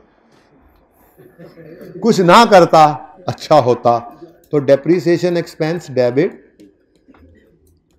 पीपीई क्रेडिट कितने से कर दिया उसने, 58 से, यानी कि कुछ रिवर्स करना पड़ेगा, ऐसे ही है। और साथ ही एक और एंट्री भी हो रही है ट्रांसफर की, revaluation surplus debit, retained earnings credit 8 से। ठीक है, और हम माजरत खां हैं, इसको जरा सा नीचे लाना पड़ेगा, थोड़ी सी थां बनानी पड़ेगी, थां जगह झा, कुछ लोग झा जगह को कहते हैं, कुछ लोग झा को कहते हैं। लो भैया, सभी ज़बानें खूबसूरत हैं यार, इंसान को खूबसूरत होना चाहिए अखलाक के हिसाब से, ठीक है, क्योंकि ये सबसे मुश्किल रास्ता है। खाली चलना इससे मुश्किल है, लेकिन इस पे अजर बहुत ज़्यादा है। जी बेटा, रेक्टिफाइंग एंट्री करते हैं। डेप्रीसिएशन डेबिट होनी थी 45 से, गलती से हो गई 58 से, तो सही कर लो। डेप्शन को कम कर लूँ, कम कर लूं? हाँ पहले हाँ ना तो करो, कितने से? 13 से। ठीक है, टाइम बड़ी जल्दी गुजर रहा है। फिर अच्छा ना, ये सवाल ना डिफरेंट था, तो मैं ये चाह रहा था कि ये हम करें और चाह रहा था कि नॉर्मल क्लास में ना करें। तो रिवीजन के अंदर ऐसी चीज़ें ही होती हैं। तो बेसिकली ये वहाँ डालने के वजह मैं कहा चलो टेस्ट में डालते हैं, ताकि पहले खप खुप लें तो फिर सीखेंगे बातें बैठ के। तो सारा कुछ पर्चे में बैठ के ना जो दिमाग लगाया होता है ना, वैसा दिमाग कहीं नहीं लगा होता। तो वो बात जिस तरह से आप समझेंगे वो बात ज़िंदगी में याद रह जाती है। ठीक है, अच्छा हमने यहाँ ये सोचा था, यार ये सोचना चाहिए था। अच्छा, दिमाग को एक और सोचने का तरीका फिर मिलता है। और अगर पहली बार ये सवाल मैं करवा देता तो पता ही आपको, कॉपी पेस्ट में तो आप माहिर हो। साथ वाले से बातें करते रहो करते रहो करते रहो करते रहो, बन गया। 1 मिनट सर, ओके, घर जाके पढ़ेंगे। फिर बातें शुरू कर दी 1 मिनट सर, तस्वीर, फिर ये काम चल रहा होता है, तो फायदा कम होता है। आके चलें जी, पीपी को क्रेडिट करना था 45 से, कर दिया 58 से। तो यार इसको जरा ऊपर ले आए भाई, दूसरी एंट्री भी साथ ही हो जाए। डेप्रीसिएशन एक्सपेंस कितने से? अच्छा, और पीपी को कितने से डेबिट? 13 से। ना तेरा ना मेरा जी। हाँ जी, कोई रहा ही नहीं भाई दुनिया में। लोग हर कोई समझता है मेरे जाने से निज़ाम दुनिया को रुकेगा। अच्छा चलता है। Okay next, revaluation surplus debit retained earnings credit हो गया है। हालांकि ऐसे सरप्लस होता तो ट्रांसफर होता। अब भाई साहब इधर देखो, रिटेन्ड अर्निंग्स को सही करते, अगर गलत होती तो बना वैसे नहीं सकते कि ओपनिंग प्रॉफिट दे तो हम खुद निकालें, और गलत दी होती तो सही करते। तो बैलेंस शीट में रिटेन्ड अर्निंग्स नहीं लिख सकते कि कितनी हो गई, लेकिन नोट में जरूर बताएंगे रिटेन्ड अर्निंग्स को सही करते हुए कि इतने से कम करो या इतने से ज्यादा करो। वो करेंगे इंशाल्लाह। ओके चलो जी, बताइए रेक्टिफाइंग एंट्री में इसको उल्टा दो, रिटेन्ड अर्निंग्स को कम करो, बढ़ गई है गलती से, और रियल सरप्लस को पता नहीं बढ़ा रहे हैं। सरप्लस तो है नहीं, बढ़ा कैसे रहे हैं पता नहीं। ठीक है, तो रिवेंस सरप्लस क्रेडिट जी, एंट्री रिवर्स करनी है बस, वो खुद ब खुद ही काम हो जाएगा। हम तो वैसे ही सारा काम कर चुके हुए हैं जी। तो green highlighter is again out और गुस्से में लग रहा है काफ़ी, और ये कह रहा है बस मेरे काम की तो एंट्री ये है, पता नहीं क्या हो गया इसको जी।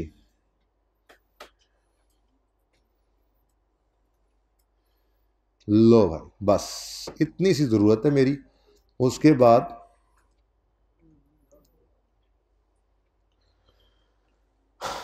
अब 19 को ना आप यहाँ पर लिख कर, चाहे अपने पास चाहे लिख कर, उसके बाद कर दें कि जी 19 में कोई गलती हुई नहीं, इसलिए हमने उसमें कोई एंट्री भी पास नहीं करनी। ठीक है, तो ये जी, अब ऊपर वाले को मैं छुपा भी दूं तो मेरे काम की सिर्फ ये चीज़ है। तो असल में ना ये काम करते थे सिर्फ हम सवालों में, ओरिजिनल रॉन्ग लिखा साइड में खब्बे पासे, और फिर रेक्टिफाइंग लिखी और चल गई।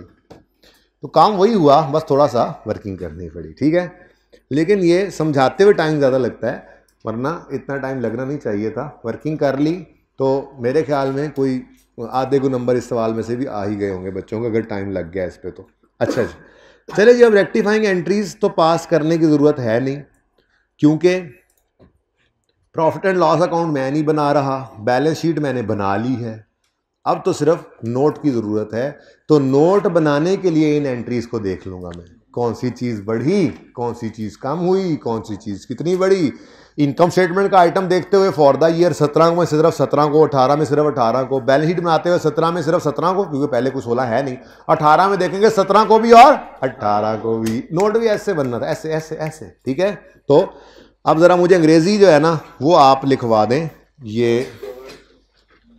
ये पहले वाला पैरा था इतना सा, during the year instead of इतने मिलियन, तो ये मैं ऐसे करके लिख रहा हूँ। अब देखो भाई, during the year it was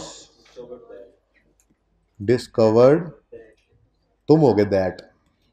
अच्छा जी, ठीक है, और यहां तक लिख लो, इंस्टेड ऑफ, इस तरह करके लिखना, इंस्टेड ऑफ, ये बता दो ना कहाँ तक काफ़ी है, इंस्टेड ऑफ 360 मिलियंस। ठीक है जी, बस वो पूरी लाइन बीच में लिख लेना, डॉट डॉट का मतलब पर्चे में ना डॉट डाल आना, लिखना। ठीक है, द इफेक्ट ऑफ, ठीक है, द इफेक्ट ऑफ करेक्शन, अब ये एरर था ना, तो हम बता रहे हैं नोट के अंदर कि ये एरर हुआ था, फिर करेक्शन तो हमने कर दी है, तो उसका इफेक्ट बताना है। The effect of correction, this is not a change in accounting policy, okay, this is the correction of error. So effect बताएंगे करेक्शन का, the effect of correction on relevant, इसको भी ऊपर ले जाएं, ओह ये तो मीट रहा है, हो हाय, चलना जानी चलना।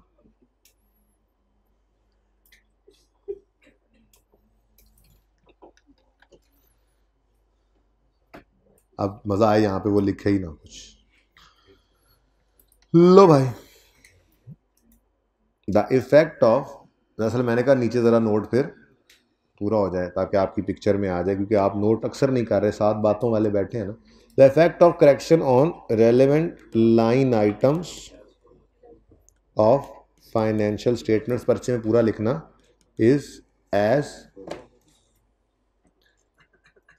तुमने अब जो है ना माल्टे, अगर तुमने मेरे से कोई सवाल किया ना फिर देखना कोई जवाब नहीं मिलेगा तुम्हें।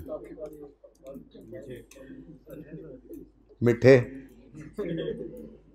आइटम्स अफेक्टिंग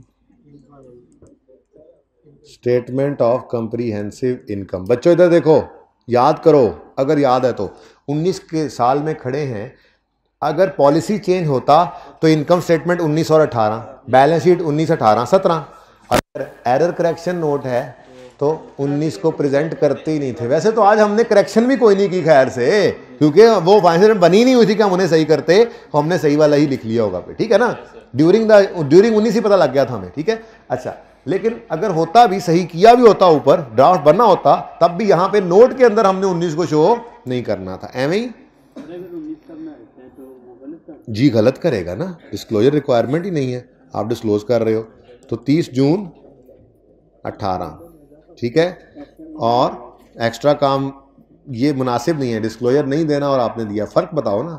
नहीं वैसे क्यों आप लिख के आओगे, बाय द वे, मतलब इतनी पक्की बात याद कराई हुई हो, आपने एरर करेक्शन की या नहीं की ये अलग बहस है, नोट में कभी भी नहीं लिखना उसको, ये पक्की बात है। पॉलिसी चेंज होगी तो करंट ईयर नोट में शो करना है। भाई मैंने आपको बताया था आईएएस 8 में, पहली बात आईएएस 8 का रूल, इनकम स्टेटमेंट 2 साल की, बैलेंस शीट 3 साल की, चेंज इन इक्विटी 2 साल की साइड पे, नोट इनकम स्टेटमेंट 2 साल की, बैलेंस शीट 3 साल की, लेकिन कब, जब पॉलिसी चेंज है, जब एरर करेक्शन है तो नोट में करंट ईयर प्रेजेंट नहीं करते, ये मैंने बोला था, ठीक है। तो ये याद रखो ना, ये याद रखो, मैंने नोट भी इकट्ठे किए हुए हैं तो मैंने वो खोल लेना, अब टाइम कम है, ठीक है। अच्छा जी, अब इन्हीं एंट्रीज को देखकर मुझे बताओ कि इनकम स्टेटमेंट 17 को तो साइड पे ही कर दो ना, ओ 16 को 19 को तो साइड पे ही कर दो ना, अब रह गया 18 और 17, तो चूंकि इनकम स्टेटमेंट है इसलिए 18 को भी प्रेजेंट करने की जरूरत नहीं है, 17 वही ये इधर आ गया हूँ, 17 को ऊपर साल नहीं नजर आ रहे, 17 को प्रेजेंट करने की जरूरत नहीं है, लिख के आया हूँ 18। अब 18 में से सिर्फ वो चीज उठाओ जो प्रॉफिट एंड लॉस को हिट कर गई है रेक्टिफिकेशन की वजह से, revaluation surplus, retained earnings, PP, जान दो यार, अब तंग तो ना करो, सिर्फ एक ही है जी 13, यानी कि पूरे सवाल में सिर्फ एक ही इंपैक्ट आना है, डेप्शन एक्सपेंस क्रेडिट हो रहा है, मतलब कम हो रहा है, decrease in depreciation expense, working 2 कह लो इसको, अगर ये वर्किंग 1 थी ना तो ये आपकी वर्किंग 2 है। और भाई कह रहे हैं फरमाइशी, पहले ये तो लिखवा दो, कितना था 13, ठीक है। अगला है फरमाइशी प्रोग्राम, वो है प्रॉफिट, तो अगर एक्सपेंस कम हो रहा है तो प्रॉफिट बढ़ेगा, ऊपर आइटम ही एक है, तो इंक्रीज इन, तो बेसिकली ना आज मेरा टारगेट असल में ये था कि मैंने आईएएस 8 रिवाइज कराना था, इंक्रीज इन प्रॉफिट, तो अब आईएएस 8 में और कुछ भी नहीं करवाऊंगा मैं, ये रिवीजन हो गई इसकी, ठीक है ना, और ये अल्टीमेट हो गया, बाकी सब कुछ किया हुआ है, आपको सब आता भी है बेटा, यकीन माने, आपने सिर्फ रिवीजन के लिए बैठना है। ये जो बातें मैं करता हूं आपको नहीं याद आ रही होती, तो वो मतलब आपको याद हैं, सिर्फ ज़रूरत है बैठ के उसको रिवाइज करने की।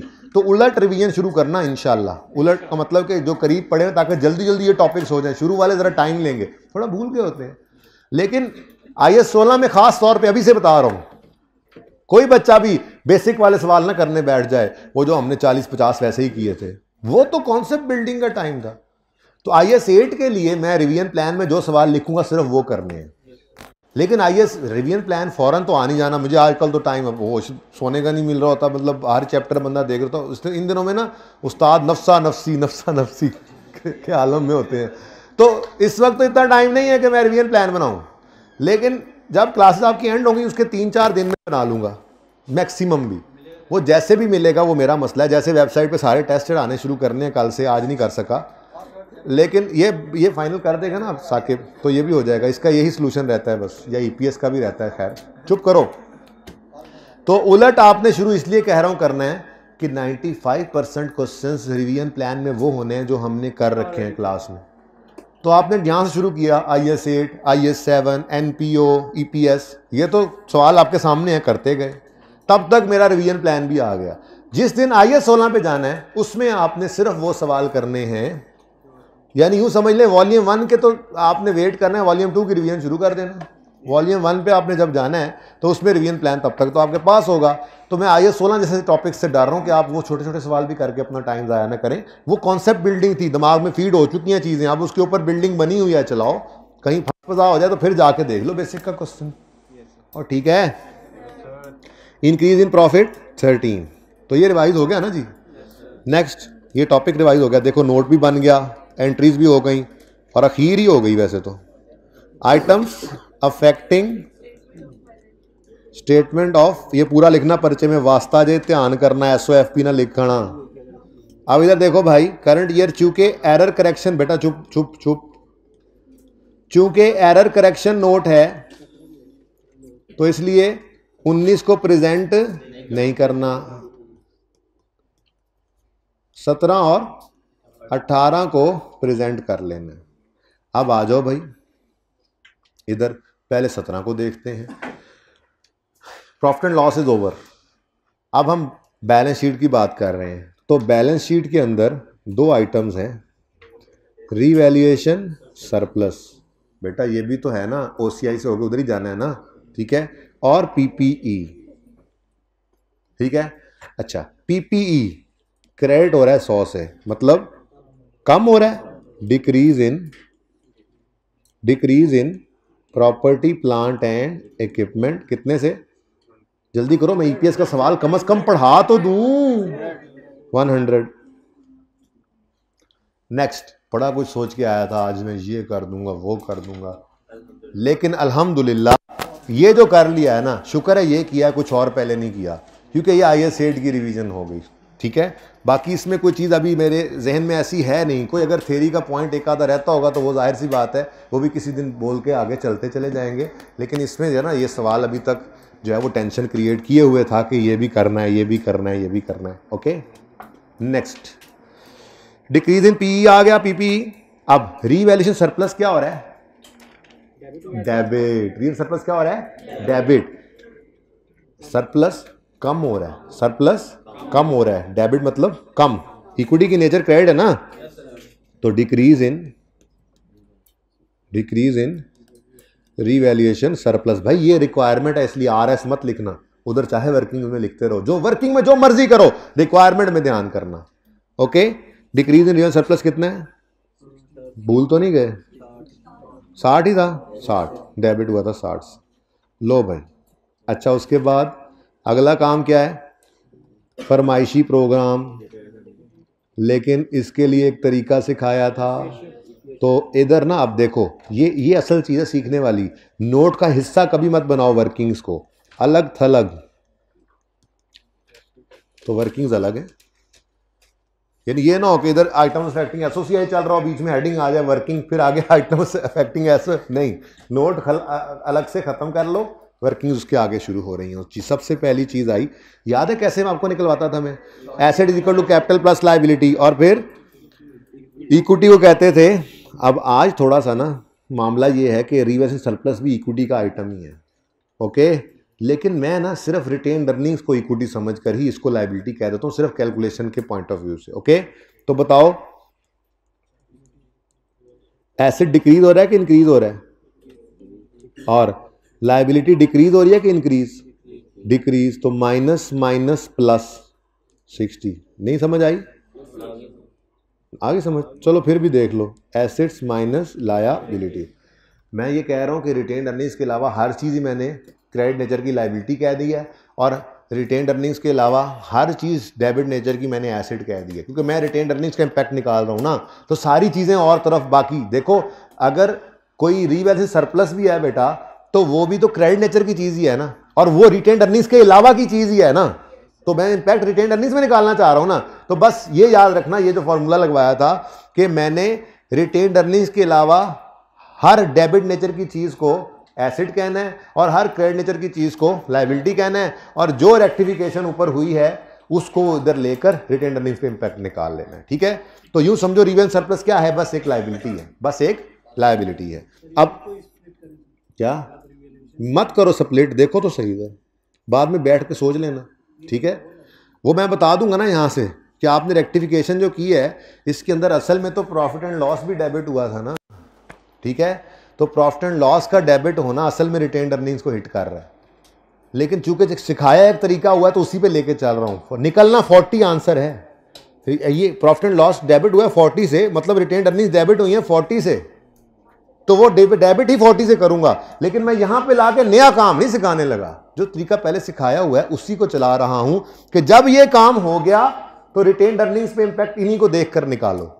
बस आज मुसीबत ये पड़ी कि यहां पे मुआ इक्विटी का ही आइटम आ गया। पहले तो कह देते थे रिटेन्ड अर्निंग्स, तो यार पहले भी तो शेयर कैपिटल, शेयर प्रीमियम, इसी चीजें कोई भी नहीं देखते थे, सिर्फ रिटेन्ड अर्निंग्स ही जहन में होता था।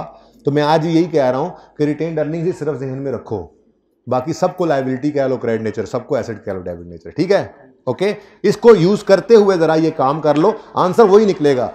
वो मैं कह रहा हूं ना, ये ना हर सवाल में नई चीज थोड़ा ही कर सकते हैं। कोई सवाल गड़बड़ हो गया तो अपना उसूल छोड़ेंगे। यही तो सीखा हुआ है कि जो काम सीखा हो उसको अप्लाई कर डालो जैसे समझ आए, तो वो करने लगे हैं, आंसर सही आएगा इंशाल्लाह। ठीक है, तो एसेट 100 से क्या हुआ? कम, -100। लायबिलिटी भी 100 से क्या हुई? डिक्रीज। 60 से लायबिलिटी सीधे सरप्लस नहीं है, समझो लायबिलिटी है। डिक्रीज 60 से -60, तो ये माइनस माइनस प्लस हो गया। तो बताओ -40, यानी रिटेन्ड अर्निंग्स में क्या आया? अच्छा, अब ये ना मैंने आपको अपने पुराने तरीके से जोर जबरदस्ती निकलवा दिया ताकि कोई नई चीज आपको ना सिखाऊं, क्योंकि ये आपको याद था, वरना मैं यूं भी कह सकता था बच्चों रीवैल्यूएशन सरप्लस तो इक्विटी का आइटम है पर रिटेन्ड अर्निंग्स नहीं है। अब देखो रेक्टिफिकेशन की एंट्री में ये तो एसेट है, ये रिवैल्यूएशन सरप्लस है, तो हिट तो रिटेन्ड अर्निंग्स को प्रॉफिट एंड लॉस ने करना है। और बोलो प्रॉफिट्स का इंपैक्ट ही रिटेन्ड अर्निंग को हिट करता है ना। तो 2017 में प्रॉफिट डेबिट मतलब कम हुआ, तो रिटेन्ड अर्निंग्स भी 40 से कम होनी थी, तो रिटेन्ड अर्निंग्स डिक्रीज ही हुई है 40 से। पर मैंने नया काम नहीं करवाया, उसी से ही काम वही अचीव वही करा लिया। कोई चाहे तो ये भी कर सकता है जी।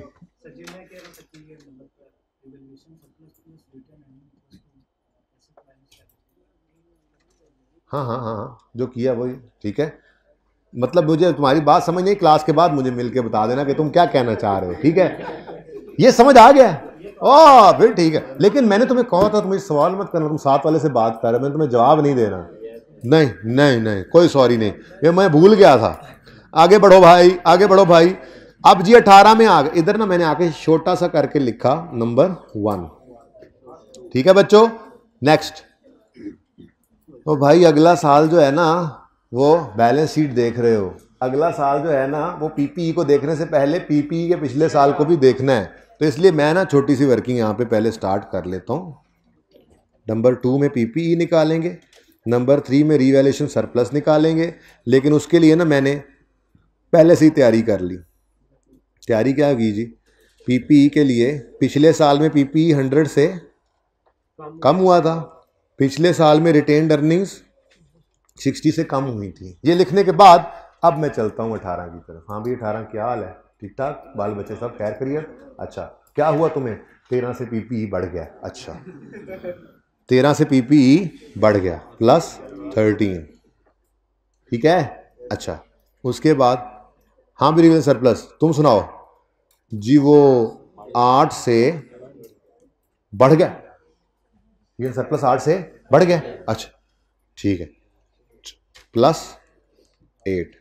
लो भाई बताओ भाई, पीपीई डिक्रीज ही हो रहा है, शुक्र है 87 से, वरना एक लाइन मुझे डालनी पड़ती। अच्छा लाइन दरमियान में डालने की जरूरत नहीं, पर्चे में अगर ऐसा हो जाए तो इस इधर आके लिख लेना इंक्रीज इन पीपी, कोई गुनाह नहीं पड़ जाना। मैंने नहीं लिखी लाइन में, मैं भूल गया, यहां पर तो मैं कट पेस्ट करके जगह बना लेता हूं। पर्चे में कहां से कट पेस्ट करेंगे, तो कोई मसला नहीं है। अगर खुदा ना खास्ता ये एडजस्टमेंट इस तरह से होती कि इंक्रीज इन पीपी आ जाता तो यहां पे नीचे लिख लेते, ठीक है। बुलाओ यार साकिब को, चाह नहीं आई। नहीं वो तो अब नहीं रहने दें, अब तो मैं उंडेल के भेजूंगा, इन्नी चाह कौन पिएगा, मेरे को पीती जाती कल्ले को जी। उसके बाद नंबर पता करो भाई। नहीं आप नहीं पता करो, आप इधर बैठो, आप लोग तो हम सारे बैठे हुए हैं यहाँ पे। आपको क्या लगा आपको छुट्टी मिल जाएगी, ऐसे कैसे सोच लिया आपने जी। नंबर 4 अपनी करा लेंगे जमात भाई जी। नंबर 4 चाय है ना, अब क्या करोगे, वो पी के चले जाओ या साथ लेते जाना, रास्ते में पीते जाना बैठ के, वो तो वैसे ठंडी करके लाना यार। अच्छा ले जी इक्विटी। अब देखो भाई, अब वही काम यूज करके कितना आसान है, वरना दूसरी तरीके से बड़ा मुश्किल हो जाए। वैसे ऐसे दिल कर रहा है, ऐसी तरह ऐसे एक्स्ट्रा क्लास में दिल बड़ा करता है बंदा, ये भी कर ले वो भी कर ले। ये पीपी है, ये रिटेन्ड अर्निंग है, ये रिवर्स सरप्लस है, इनमें से कोई भी रिटेन्ड अर्निंग्स को हिट नहीं कर रहा, नहीं ये कर रहा है। रिटेन्ड अर्निंग्स 8 से डेबिट यानी कम हो रही हैं और 13 से बढ़ रही हैं, तो नेट में 5 से बढ़ेंगी। ये तो आप कह रहे हैं ना, मैं अपना वाला रूल लगाता हूँ, अल्लाह करे सही हो जाए, या अल्लाह सही हो जाए, या अल्लाह सही हो जाए, या अल्लाह सही हो जाए जी। एसेट डिक्रीज हो रहा है, मुझे लगता है गड़बड़ हो गई है। एसेट डिक्रीज हो रहा है 87 से, और रीवैल्यूएशन सरप्लस डिक्रीज हो रहा है 52 से। 87 ही बोला है, अच्छा हाँ जी। तो बताओ भाई, ये माइनस माइनस प्लस हो जाएगा तो आंसर क्या आएगा। अब ये 35 पॉजिटिव या नेगेटिव, ये नेगेटिव जो है ये कैसे बनता है, ये अब घर पे सोचना जाके, ठीक है। हाँ बन जाएगा इंशाल्लाह, ठीक है। रिटेन्ड अर्निंग्स में डिक्रीज है, पिछले साल वाला भी असर आता है बच्चों। असल में ना बैलेंस शीट एज ऑन बन रही होती है। मैंने पीपीई के लिए तो ये काम यहाँ कर दिया था, घर जाके देख लेना, ऐसे समझ आ जाएगी, ठीक है ना।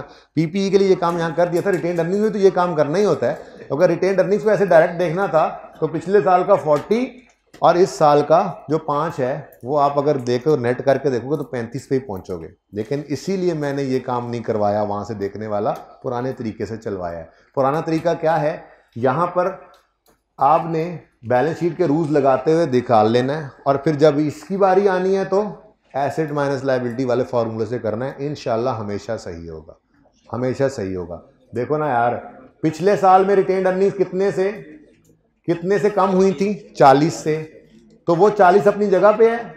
इस साल रिटेन्ड अर्निंग्स 8 से डेबिट हुई, आप कहोगे कम हुई हैं, ठीक है, कोई फर्क है। इस साल का प्रॉफिट एंड लॉस का 13 भी आ रहा है, इस साल का रिटेन घूम रहे हो। देखो मैं कहता हूं ना करो ऐसे, लेकिन कर रहे हो, आपका दिल कर रहा है, एक दो स्टूडेंट इशारे कर रहे हैं, नहीं समझाएं। तो मुझे बताओ रिटेन्ड अर्निंग्स कितना बढ़ा था, कैलकुलेटर पकड़ो। रिटेन्ड अर्निंग्स कम हुआ था 40 से, ये ओपनिंग आ गया, ठीक है ना, पिछले साल पे इसका असर आ गया। रिटेन्ड अर्निंग्स कम हुआ था, बढ़ाओ 13 से, तो -40 + 13 -8 -35 पे पहुंच गए हैं ना। तो कोई जरूरत नहीं है इस काम के करने की, जैसे तरीका सिखाया उसी ने बचाया। और वो क्या था, पहले सारे इंपैक्ट्स को ले लो और फिर यहां पर रिटेन्ड अर्निंग्स के लिए ये जुगाड़ लगाओ। ये जुगाड़ इतना जबरदस्त है कि हमेशा सही आंसर पे लाएगा आपको, इसीलिए मैं जोर दे रहा था कि यही करो। ओके, पिक्चर नहीं मिलेगी, ओके नहीं, सवाल तो खत्म हो गया। 1 बाय 1 सबसे पहले वर्किंग्स, मैं आ रहा हूं चीज नहीं मिलेगी, चाय मिलेगी। साकिबा यार बात सुनो, मैं ना सवाल पढ़ने दो मुझे, सिर्फ ईपीएस का करवाऊंगा बेशक नहीं, पढ़ने दो। वैसे अगर चाय में 5 मिनट हुए तो कर भी लेंगे। अब सोल्यूशन अभी उसका बनना है ना, बन गया ना, इसका बन गया, उसका भी बन जाएगा। अभी डिस्कस हो जाए तो अभी बन जाता। क्या नाम है साकिब का?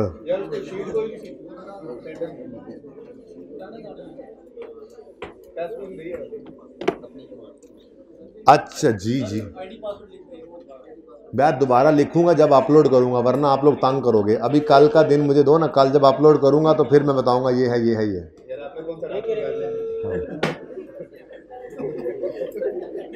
वेदी घर का, वेदी लंका डाय। ये तस्वीर बन गई है। Okay next. ये मेन रिक्वायरमेंट है वर्किंग्स के अलावा। मेन रिक्वायरमेंट भाई आ जाओ। आ गया सर, 2 मिनट आ गया सर। इसमें हंसने की क्या बात, इसने कहा 2 मिनट आ गया, मतलब इससे क्या, ऐसे ही हर बात पे बात ही को नहीं हंसने की। हाँ वैसे भी मैं बड़ा फील करता हूँ ऐसे में टीए के बारे में कोई इस तरह की बात करे तो, जैसे आपके बारे में कोई करे तो। अच्छा जी, टाइम भी तो पास करना है। हाँ जी सही है। कैसा लगा सवाल? सर 9 मार्क्स कम थे। हाँ ऐसी कोई बात नहीं है, सवाल तो इतना सही था, देख लें छोटा सा। जो डायरेक्ट हो सके करना होता है। असल में जब क्लास में कोई चीज़ करवाई जाती है ना तो ऐसे कर, प्लीज़ पालो तुसी रोला। पहले क्लास में जब कोई चीज़ करवाई जाती है तो ऐसे करवाई जाती है कि किसी को समझ नहीं आ रही है और एक एक चीज़ बेसिक से करवानी है, वरना इसमें बहुत सारे शॉर्टकट्स भी लग सकते हैं, जो जहाँ लगाना चाहे लगा ले। ठीक है, आंसर सही आना चाहिए, जैसे मर्जी लाओ। ओके चलो जी, अब ये वर्किंग्स ठीक है, इस वर्किंग ने आपको सेव किया है, वरना थोड़ी मुश्किल होती। रिटेन अर्निंग निकाल लेते आप, बस ये भूल जाते हैं अक्सर जी। वो तो तुम तो वैसे बात ही ना करो। No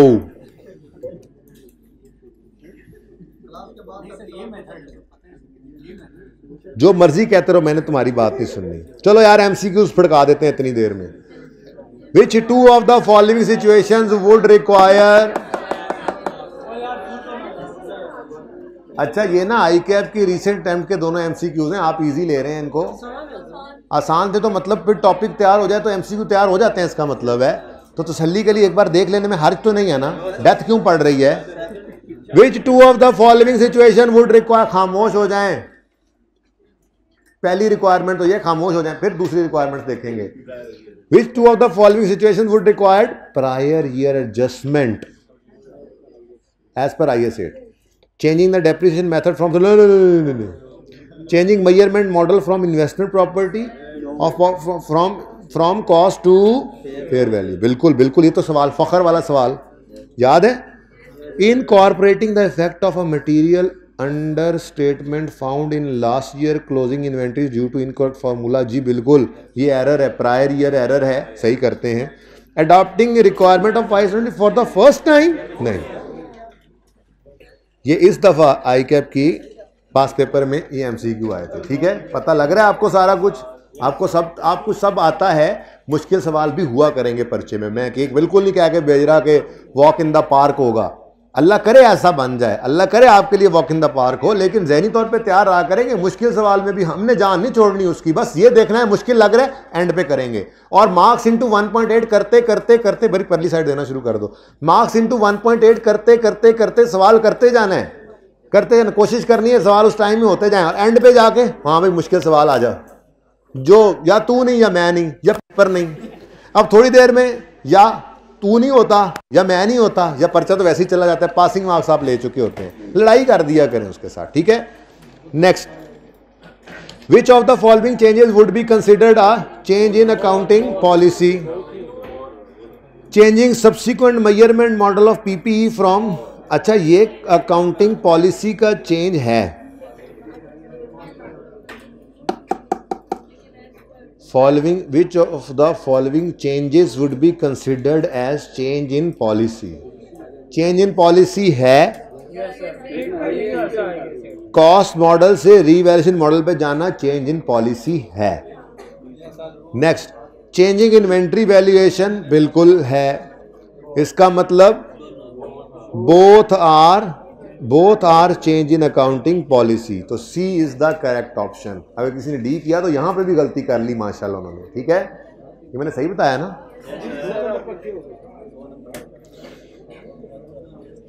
calculate basic EPS for beta including comparative.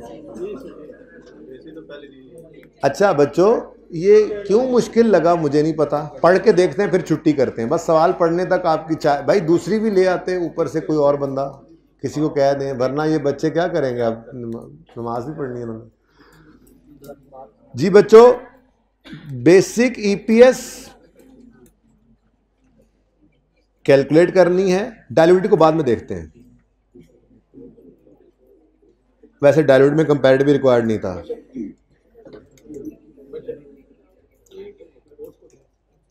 अच्छा भाई साहब, डिस्क्लोजर नहीं बनाना था, सिर्फ उन्होंने ये कहा है बेटा खामोश हो जाए ना, इससे टाइम ज़ाया।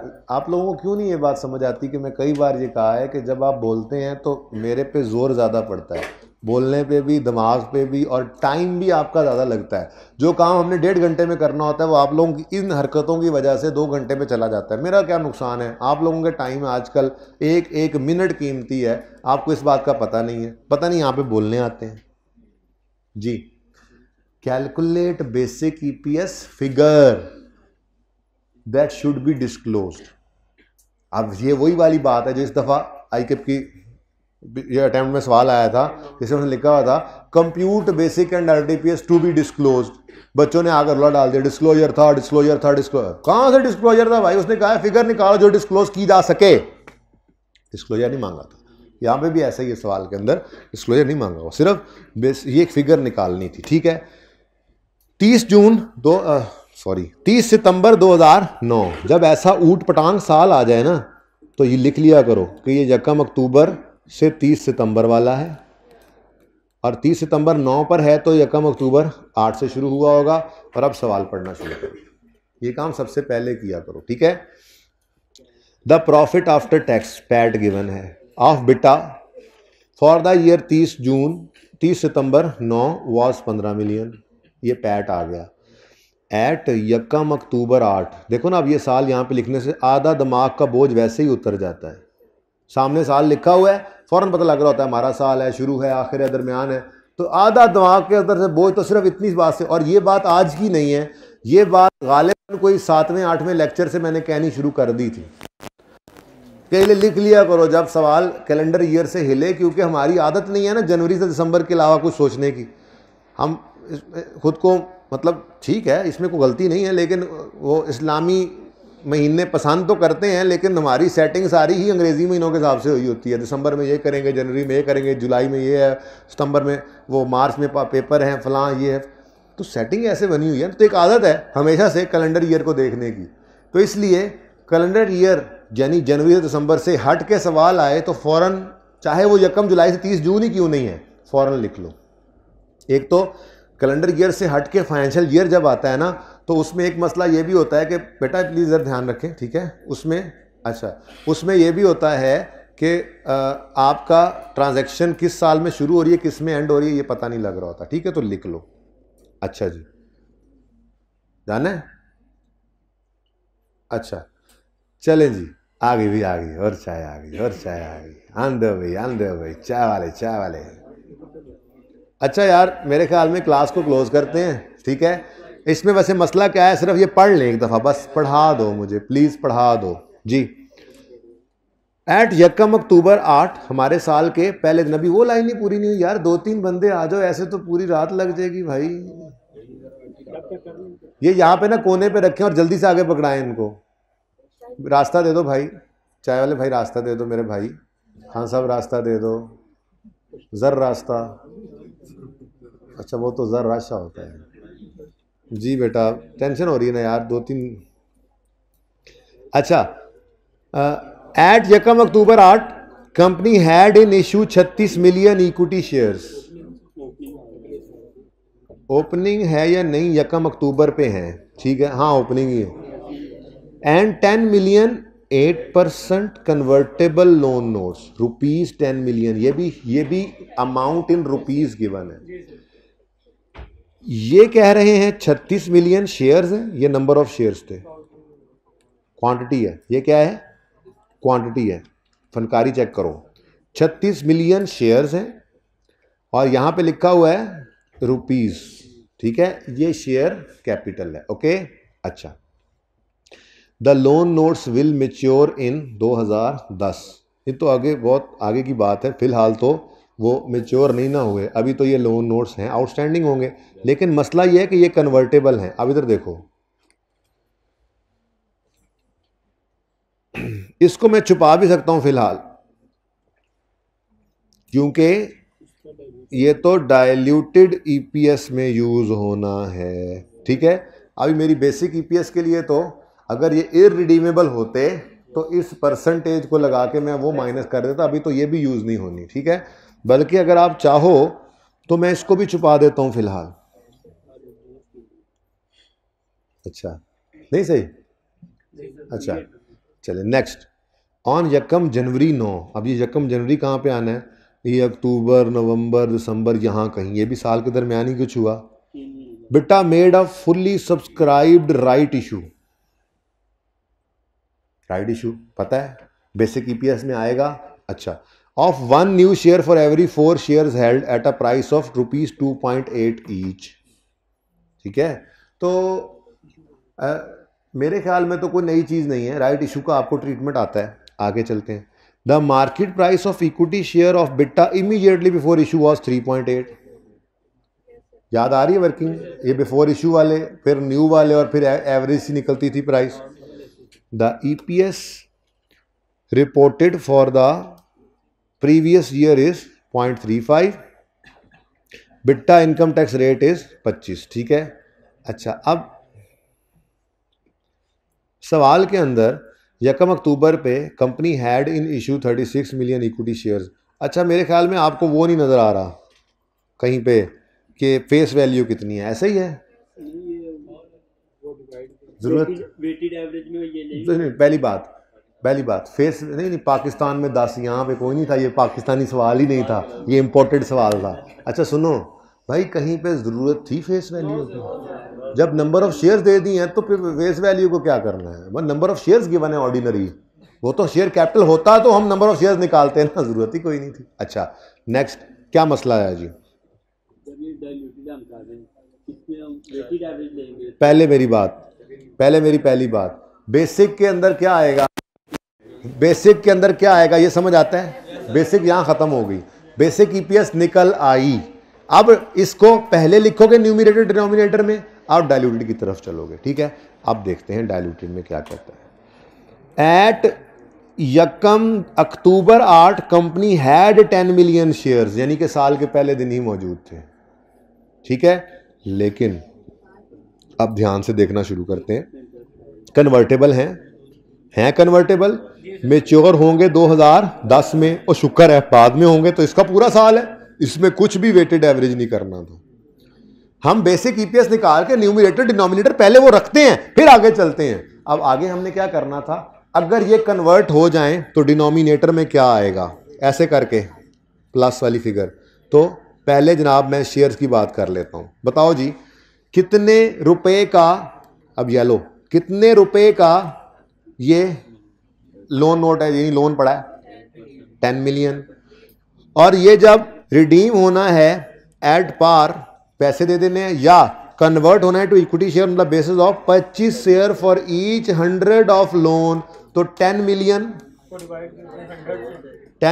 डिवाइडेड बाय 100 मल्टीप्लाइड बाय 25, कितने आए शेयर्स, 2.5 लाख।